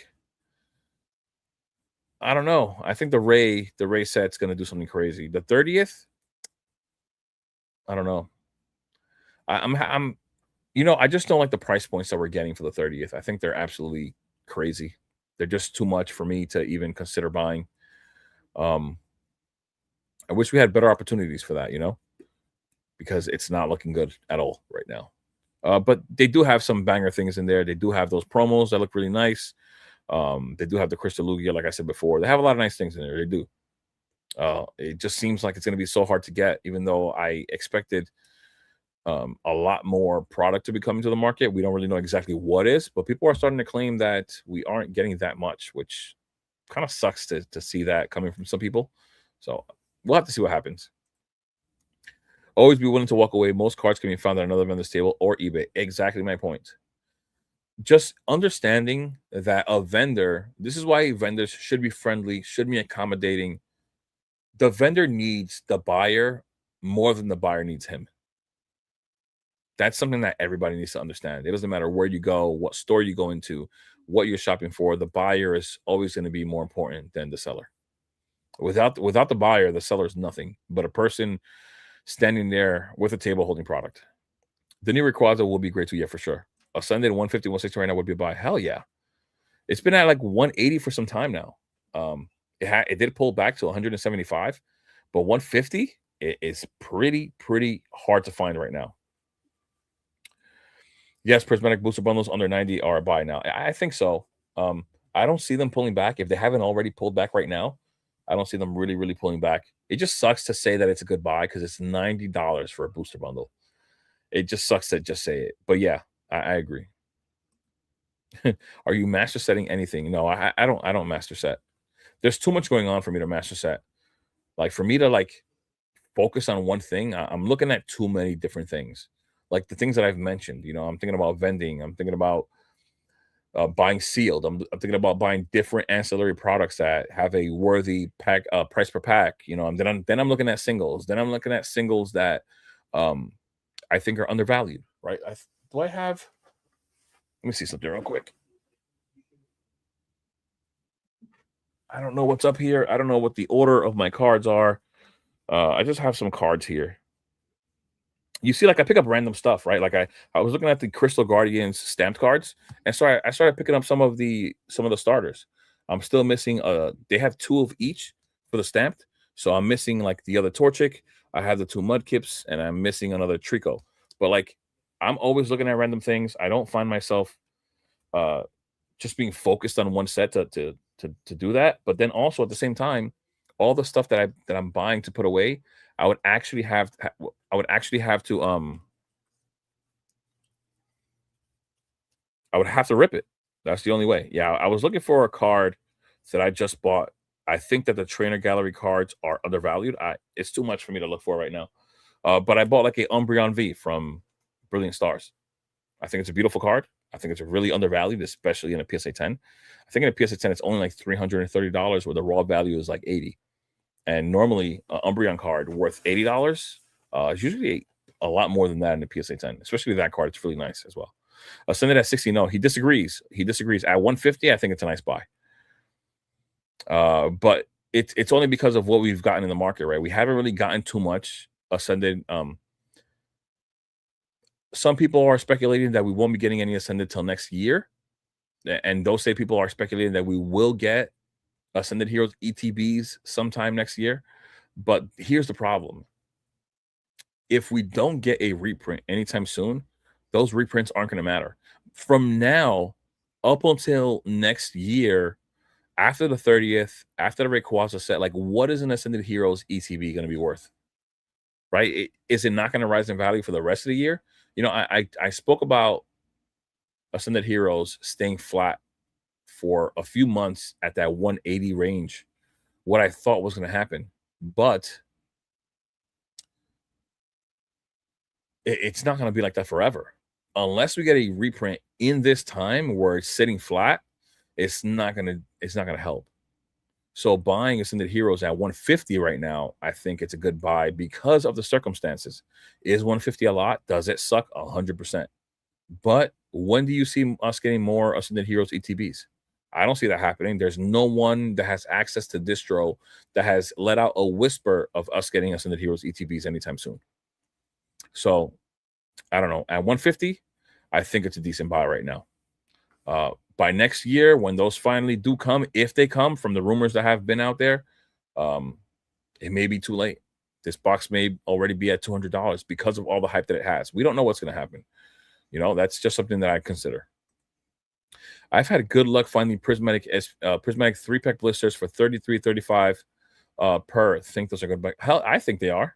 I think you know that I think they are. I've spoken about those a pretty good amount. I have 100 loose packs of Evolving Skies. Never think about opening. Damn.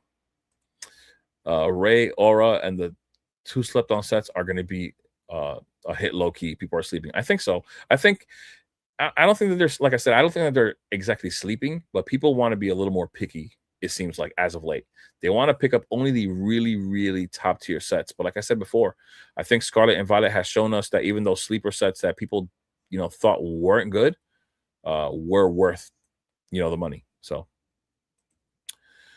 people underestimate how popular Rayquaza is. The 30th is about nostalgia, 100%. But that's also where people draw money out of you, nostalgia and your feelings.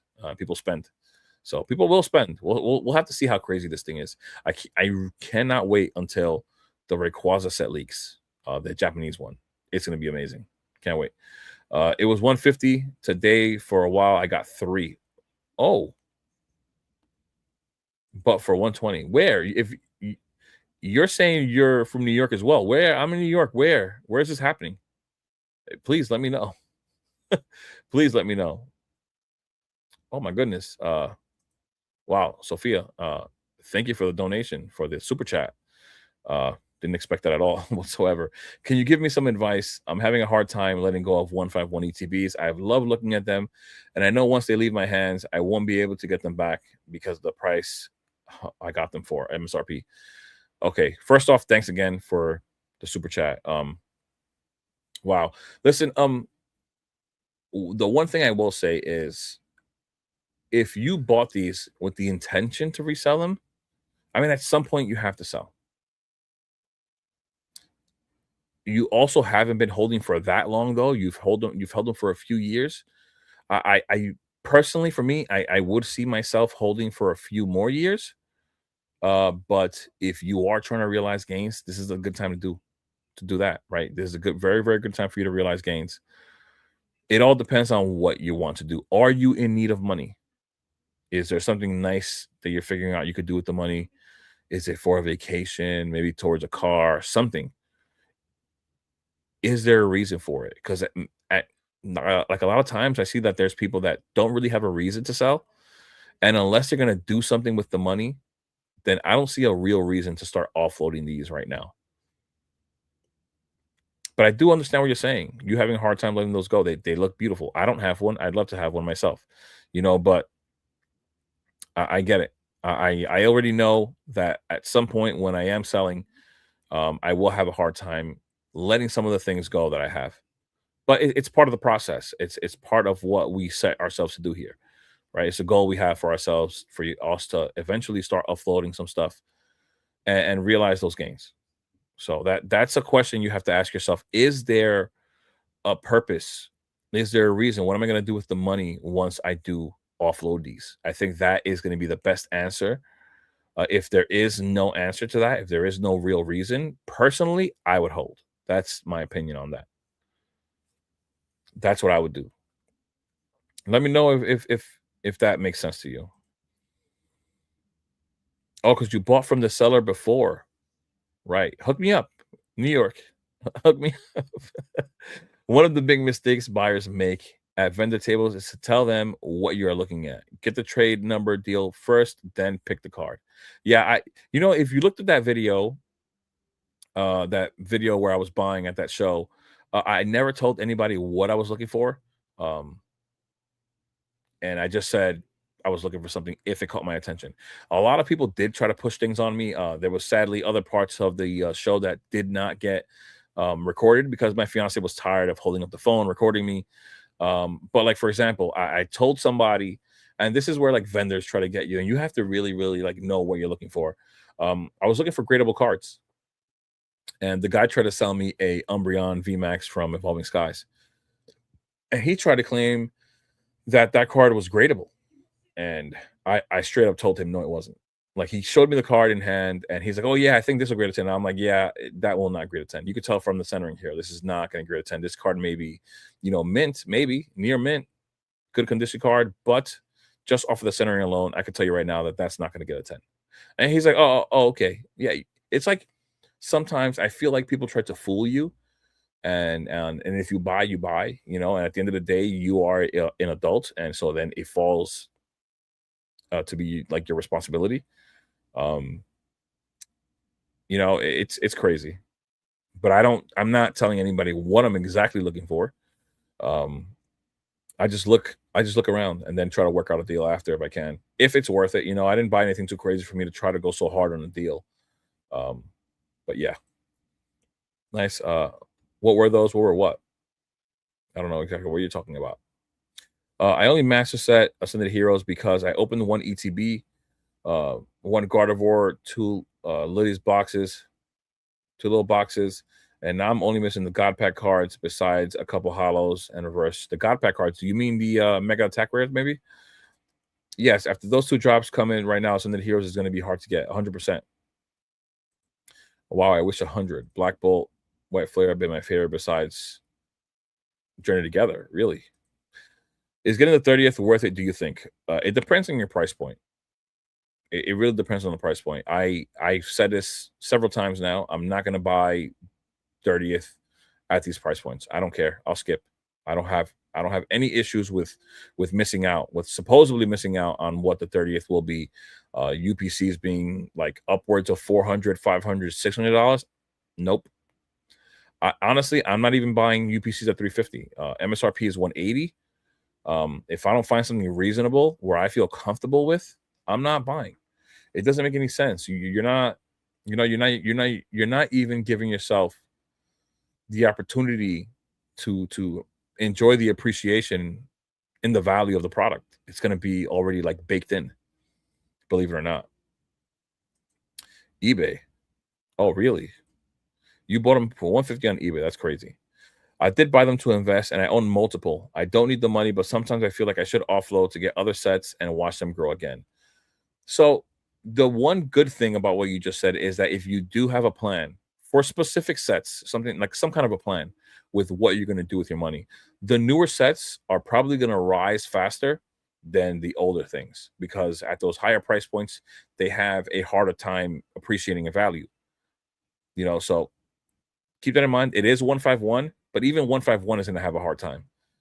After a certain price point, it will have a hard time. It's not easy to spend $600 on an ETB. Most people aren't going to have an easy time, making that kind of a decision or just pulling the trigger on something like that. So if you wanted to do something like that, you have a plan in mind, then I don't know why, it would be a bad idea to realize gains, and also put your deficit at a better position, right? Where you aren't in the red so much. Because if you're holding like myself, technically I'm in the red.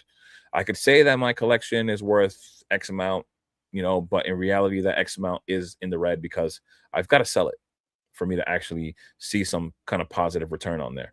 So yeah, I think it's worth realizing gains if you're in a position where you've had them grow a substantial amount, of course, and you have a plan with what you're going to do with the money.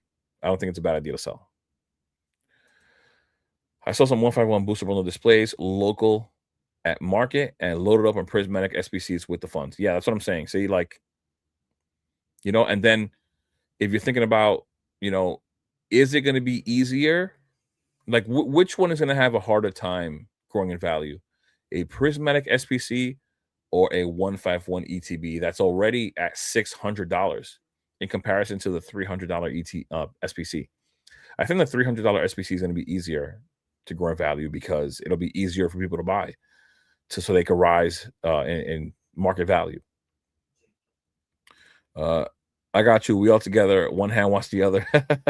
What do you feel about this?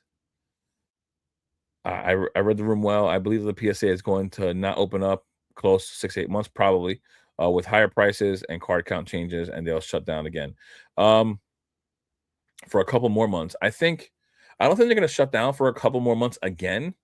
It all depends on the influx of cards that get submitted to PSA.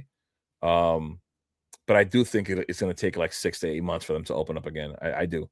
It all depends on how many cards they're grading, how fast are they going, are they hiring more workers? We don't even know all that information. I think they did like grade a all-time high amount of cards last month, but can they keep it up? Can they get faster? That's really what's going to be the determining factor. The last set I master set it was 151. I pulled all the SIRs at least 4 times all that MSRP. Yeah, well, at MSRP, we could master set anything at MSRP, but those opportunities aren't here right now. That's the problem. That's why, like, for me, it doesn't make sense to master set something. Yeah, I could go ahead and start buying all the cards and stuff like that, but some of these recent cards are like really expensive. I mean, it could be worth, like, especially with some of these sets being small. But I'd have to, like, I think I'd have to really like a set to do that. And without having opportunities at MSRP, it makes it really hard. Uh, yeah, I got back into the hobby a little before Journey Together because of my childhood cards that kept mint except for 3 cards. Because I was big into Yu-Gi-Oh, so I kept the card clean. But an argument made me throw them out. Wow, with my ex, that's crazy. Oh my God, Unified Mimes, what's going on? Lurking in the background, Sophia, how's the case? Lurking in the background. And I quit the hobby. Feel like I lost everything. I love some people don't understand. It's more than cards. It's memories. 100%. 100%. Another super chat, Sophia. Damn. Oh, okay. I appreciate the super chats. Thank you. Let's see what you got. Another thing is that this might make me sound like a Timmy, and I probably am, but every time I sell, I watch my collector go down. It's the worst feeling ever. I don't know why. Well, that mind game that the app plays with you is the reason why I don't use the collector app. Like, I have the collector app on my phone, but I don't have anything loaded into there. I think I started loading stuff into there in the beginning, and then I was like, no, I'm not doing this. There are so many people that do that very same thing. They watch stuff rise in value and then they want to sell. Or they see it crashing and then they're scared and then they want to sell.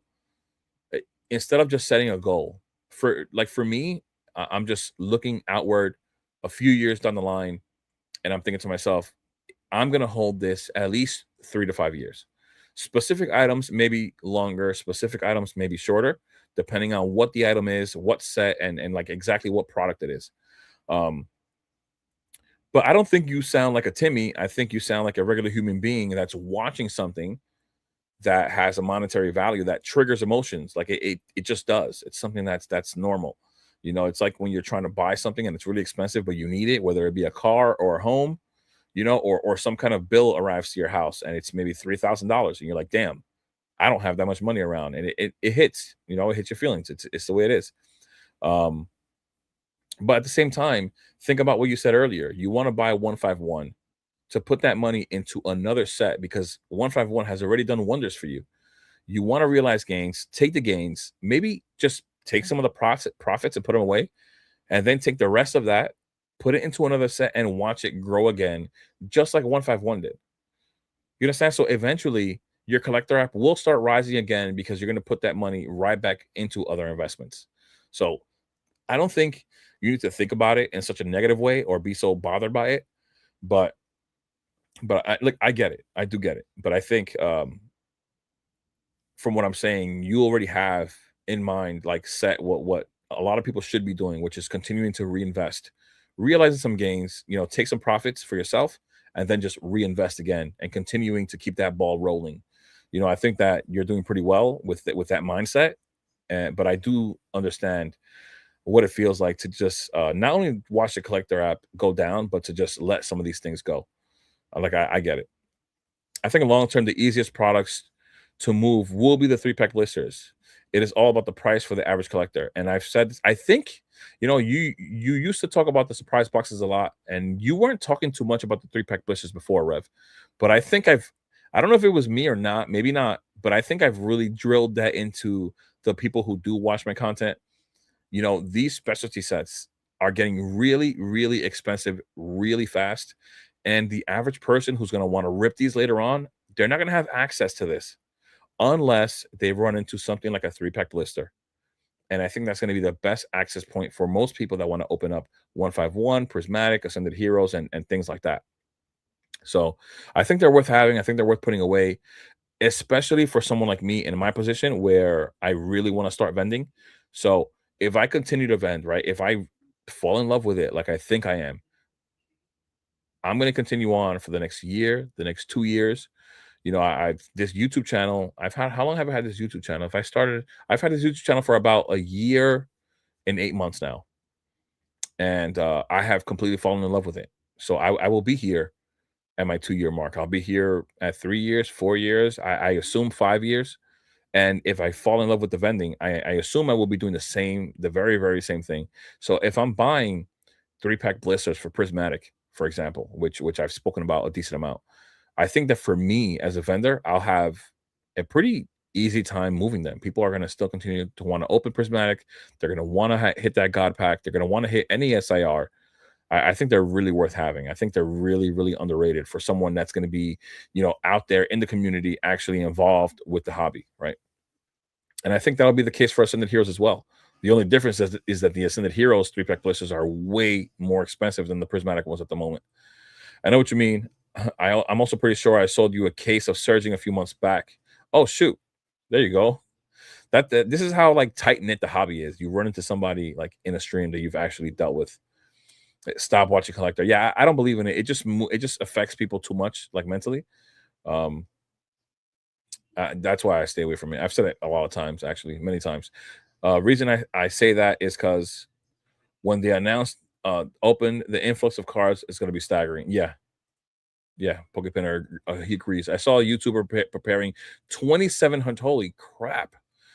Yeah, but like, do people realize like, whatever? I guess people will do what they want to do. I don't know if they really realize exactly what they're doing, how they're impacting the market. Sometimes they're not doing. I don't know. I feel like sometimes people hurt themselves at times. But sure, 2,700 cards. That's crazy. Yeah, I lost hope for a while. For instance, I invest in the stock market, and the only time I even look at my investments is when I get my quarterly reports. Well, yeah, there you go.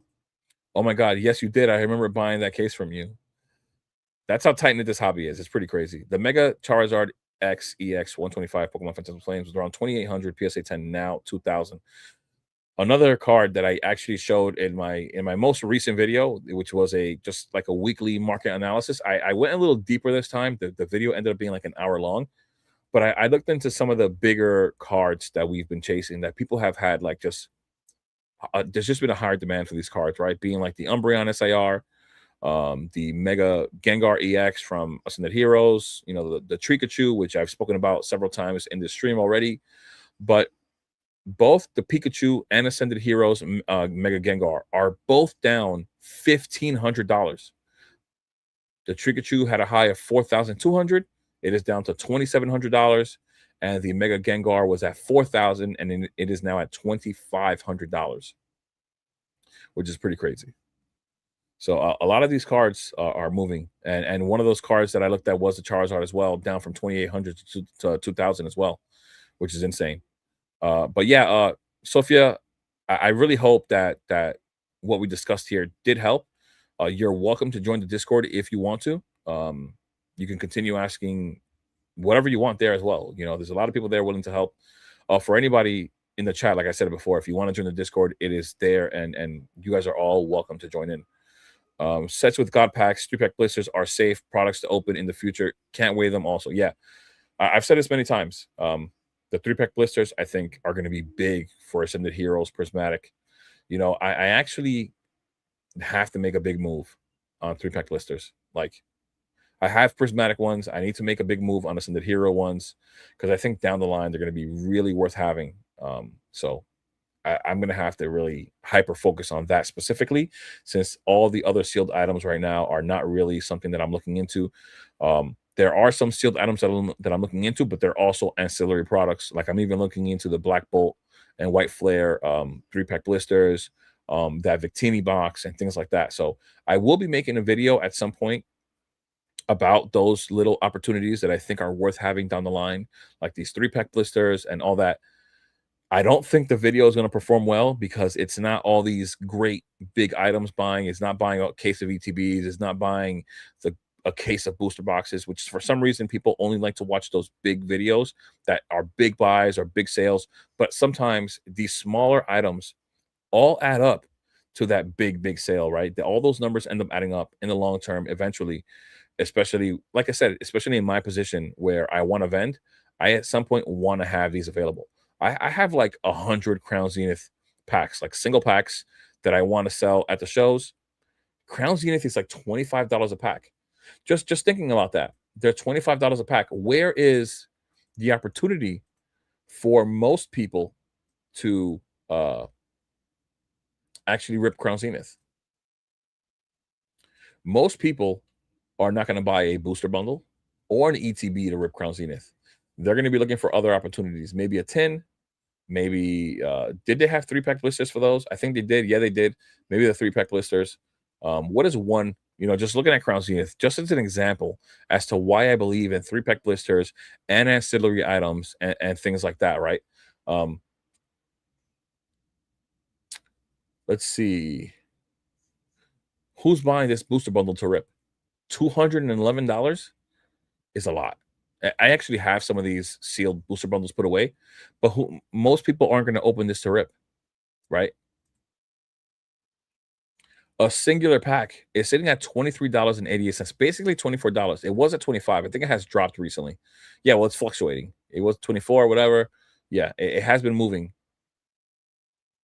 So I have like 100 of these. I'm not even kidding. I have like 100 single packs of Crown Zenith, but that'll be the entry point. That'll literally be the best entry point for somebody to rip this pack, unless you find a 3-pack blister that you buy for 70 something dollars, right? This is literally the best entry point. $23 is the cheapest you'll find a booster pack for Crown Zenith. So just an idea, right? 3-pack blisters for Prismatic and Ascended Heroes could do very well for you down the line if you have access to the actual market, which is the people walking around in these card shows. And I plan on doing that very same thing, and just having those lower products. And from now till then, like, I would have no problem. Like, I just foresee myself selling a lot of these things under market because what I'm foreseeing is myself holding these things for the next few years. These things are not going to be $33 per 3-pack blister anymore, So, just thinking about that, like, if a 3-pack blister is $33 now, and later on down the line, they're $80, I don't mind selling them at 70 at a card show, maybe $65. Like, I don't mind, especially like if it's a kid. Like, I don't mind at all. I've already doubled my money. I'm not an extremely like greedy person, you know. I wouldn't mind, and I think it's just a great play for down the line, easy access for the people to open. So that's just me. That's where I see myself at. I have the app. I have 32K invested in Pokemon. The number was 172K. Wow, that's nuts. Yeah, he's killing it. Prismatic surprise boxes and mini tins, Ascended Heroes mini tins. Yeah, all of it. Honestly, I always see videos blaming scalpers and whatnot streamers, but YouTubers also make a huge dent in supply, ripping nonstop for nonstop views. 100%. I used to watch this guy. Just like I said, I don't watch too much. I only watch what I can. It gets really, really hard to like watch all the content creators. But I used to watch a guy named PokeCuz, and every single video, like just thinking about how many packs he ripped in a week, just him alone. I don't even know. Like it's a lot. And there are some YouTubers that just rip every video, right? Whether it be PokeRev, whether it be Real Breaking Nate, whether it be I don't know, this guy PokeCuz, some and many other guys. Most people out there seem to actually be guys that rip. Most guys that do YouTube like to rip. It's the minority of people that are investing. The investing people take up a small portion of the Pokemon hobby. So most people are ripping. My mentality now, bro, is if it doubles, just sell and churn and burn. Holding something too hot for too long is risky, but might be worth the meal. Yeah, it might be. But like trading and burning isn't a bad thing if you have access to all these products. So it all depends on your price points of course, like your entry point. And if you are able to realize gains at some point, I don't think it's a bad thing. Um, and at some point, I think w- people should realize that the more expensive something gets, the harder it is to sell. Because you got to think about the person on the other end. Are they going to be able to justify buying this item at whatever price point it may be? If you have an Evolving Skies booster box, even though it is one of the best sets ever made, it doesn't matter where you're selling it, TCG Player, eBay, at a show. How many people do you think are going to come across your table that are going to buy that booster box for 2,500? The vast majority will not. Yeah, it might sell. I'm not saying that it won't, but the vast majority may not. So that's one thing that I also try to keep in mind. You know, long hold 20x, insane. What's up, Kevin? PokeCuz is exactly who came to mind. That's funny. I like him. He's cool. But like I said, yeah, he eats up a lot of product just himself. Who knows how many packs he rips in a year? And he's not even one of those really, really big guys, but he does rip a lot. Jay, you start organizing your cards yet? Hell no. Hell no. I have this like stack just staring at me of cards that are supposed to like I'm supposed to pre-grade, but I haven't even considered, I haven't even touched them yet because oh my god.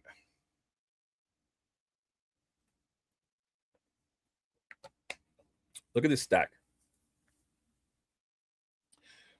I really hope I don't drop all these cards. And this is just so I have a box. Um, I have a box with things that I'm pre-grading, and I just want to let you guys know I need to get off in the next like 5 minutes. It's 11:30. I gotta get ready for bed. I gotta be up at 5. Drunk. What's going on, bro? Welcome, man. Thank you for stopping by. Also like the stream, guys. Did I say that already? Like the stream. Um, so I have a box where I am pre-grading things, and they're sitting in that box. So I've pre-graded some. I have a large stack within that box as well. So I'm not done pre-grading that stack, and then I have oh my god.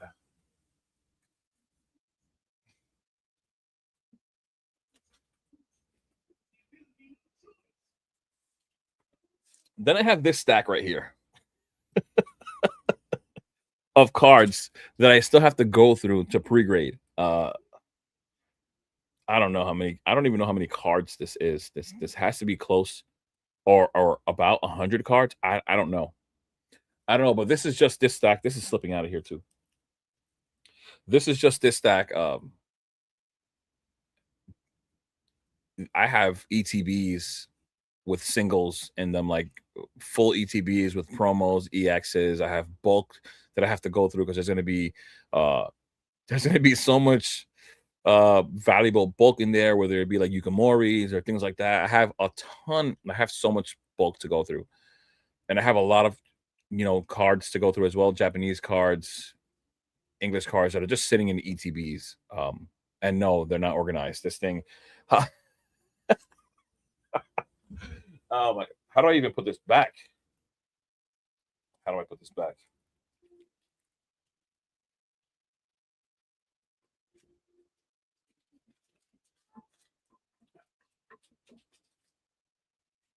All right, I'm just happy I didn't drop those.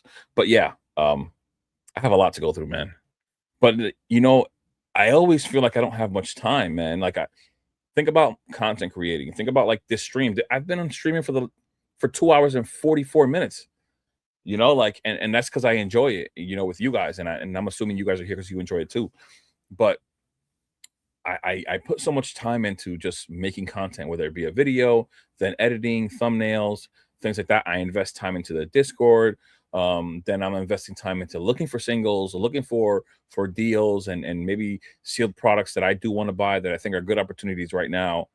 Um, and now I'm looking into vending and talking to guys about vending, contacting venues, looking into things that I have to buy because I probably got to buy one of those cases to put all my cards in there, the card risers. I'll probably buy myself a cloth, like a tablecloth with my logo on there. Like, I'll probably get myself a banner one day. I told you guys I looked into the business certificate, LLC, all that stuff, that's going to make it so that I do everything correctly in the correct manner so that when it comes into the year, I can pay taxes properly and everything isn't a mess and it's all organized. And then pre-grading, holy crap. To find the time to pre-grade something, to actually patiently do this right, where I don't want to waste my time and I want to at least have like a 85%, 10 rate with everything that I send. And I only make it 85% and not 100 because I got to make room for error, whether it be mine or the graders. So thinking about that, then I have my job. Then I have my fiance that I try to spend time with as well. At the same time, I try to divide my time evenly as I can.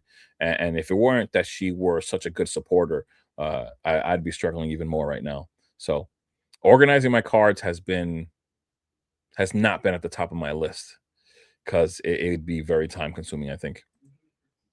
Whatnot streamers are not to blame. Pokemon works with certain big names to support the companies that sell the rip and shippers. Yeah, some of them do. But either way, it's just all the product getting eaten up. I think that's really what he was trying to get at. Drunk, what's going on? I don't want your cards stacks falling again. Remember it from the last stream. Yeah, I know. I dropped a ton the last time.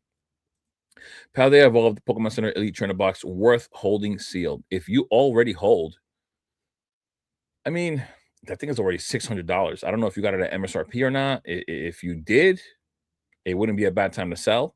I think they've been somewhat struggling as of late. No, I think in the last, I don't know how many months. I don't think they've risen that much. I think they actually dropped from 600 to 500, if I remember, at some point. It is a really nice looking ETB though. Like I think it's such a vibrant ETB. I like it. I just like it. Yeah, it did pull back. I remember. So it was at 605 in at the end of November, pulled back down to $491. Now we're back at 590, really close to the all-time highs. I mean, I think it would be a decent time. I mean, I didn't even show you guys just now, but yeah, it was at 605, and then came down to 491. We're now back up to 590. It is a beautiful, beautiful display piece. If you are trying to move it, I don't think it would be a horrible time to sell these. We are still in a hype cycle. Of course, things have slowed down, but eventually things will pick back up. It'll probably be a lot easier for you to sell in a few months. But once again, if you got these at a very cheap price, you're realizing gains that you don't realize until you sell. Um, but the potential of these growing in value is there. They'll probably still continue to rise, just like Sophia's 151 ETBs will probably still continue to rise. But they'll have a little trouble rising. They're already at $600. They're not going to move that easily. And once again, the more expensive something gets, the harder it is for somebody to buy and for you to sell. Unless you sell it to unless you send it to a consignment service where they can move it for you. So, yeah, I heard that you can rip on stream and write it off as a taxable income for work, and that's yeah, we'll rever them. Well, yeah, because it's part of their content. So, um, like this year, I plan on writing off my camera. I plan on writing off my microphones, the lights, setups, like everything. Um, I don't know if because I don't rip on stream, I don't know if I can write off all of my sealed products. If I could write off my sealed products, that would be an absolute win. But they rip on stream, which is what their content consists of. So I don't know if I could write those off. They slipped up and said it. So in one of his videos, well, I mean, there's nothing wrong with him saying that. I don't think there's anything wrong with him saying that, but it's a thing, you know. At some point, all of this, you have to realize that it does function like a business or a job, especially for those that do make this their full-time job. I wouldn't be surprised if this is PokeRef's full-time job. Like, so, you know, he does have a huge fan base of like, I think 3 million subscribers. So he makes a lot of money off of YouTube. So I wouldn't be surprised if he just does this full time. Oh my, yeah, the stack. I'm about to open a Gem Pack 3. Yes, I give Jay all the plays. Trust. Oh my goodness. Gem Pack, yo, get a pull, bro. I got you saw live. I did pull the Gengar in the first box. I pulled, sorry, Cerulege in the first box, Gengar on the first box on stream, and on the fifth box, I pulled the Cubone. So I hopefully you pull one of them. The one card that I didn't pull that I did want was the Meowth, but I think I got really lucky in getting 3 exclusive. I got 3 exclusive cards out of the 5 booster boxes. I think I got really lucky. I hope you the same kind of luck, bro. I hope you get the Cubone or something because that card is beautiful. So does that work for booster boxes? I have no idea. Now that you brought this up, I'm gonna, I have to put together a list of things that I ask a tax guy, and I'm gonna have to get an accountant to figure everything out and let me know what I can or cannot do. Integra, how are you doing, bro? I am doing great. The only issue outside of doing great is that I am tired and I actually have to end the stream. And now I'm sorry you came in so late, bro. I've been streaming for 2 hours and 50 minutes, and I have to go to bed in 20 minutes. So, oh, you got the Gengar? When? Oh, you must have already pulled it. Please let me know. I will when I get a chance. I have to at some point speak to this guy. I have to set a few things up though. So I'm not gonna do it's not like I'm gonna do that in the next week because I have to set up a business account and once again, like the LLC, I got to get an IEN number. I'm gonna do my vendor stuff legit. I'm gonna make it its own separate business. I'm gonna make sure that it's protected. I'm not gonna make it so that there's a liability of any kind with that, you know. So I'm gonna do it the right way, and so I'm gonna take my time with it. I'm not gonna rush into it and do something wrong. But I will have everything. My YouTube name will be set for the business, all that. My logo. So but yeah, guys, tomorrow, I still got to decide on what video I'm going to make. I don't know if I'm going to make a video on I don't know yet. Opportunities. I have a list here. It's either going to be something on the opportunities that I think are great to have right now, like these ancillary products, um, or it might be something that people I feel don't realize as much as they should when it comes to some of these uh, products or sets that people think that there's too much of out there. And I think that a lot of times we forget some things that kind of solidify these investments and make them that much better. You have 6 packs left, so you just pulled it. Damn, bro, that's what's up, man. I do like that Gengar card. I'm not gonna lie, it's a really nice card. I'm glad you pulled it, bro. Congrats, man. Karma, good night. Killer, no problem, man. Guys, thank you for stopping by. If you haven't subscribed already, of course, subscribe to the channel. I hope you guys enjoy the content. Like the video, of course. Once again, the Discord is in the description for anybody that does want to join in. You're very welcome. We have a great community in there. The Discord is awesome, actually. But yeah, guys, thank you for being here, man. This stream was so fun with you guys being here. Thank you so much for stopping by, guys. You guys are the absolute best. Thank you, guys. I will see you guys soon. Peace.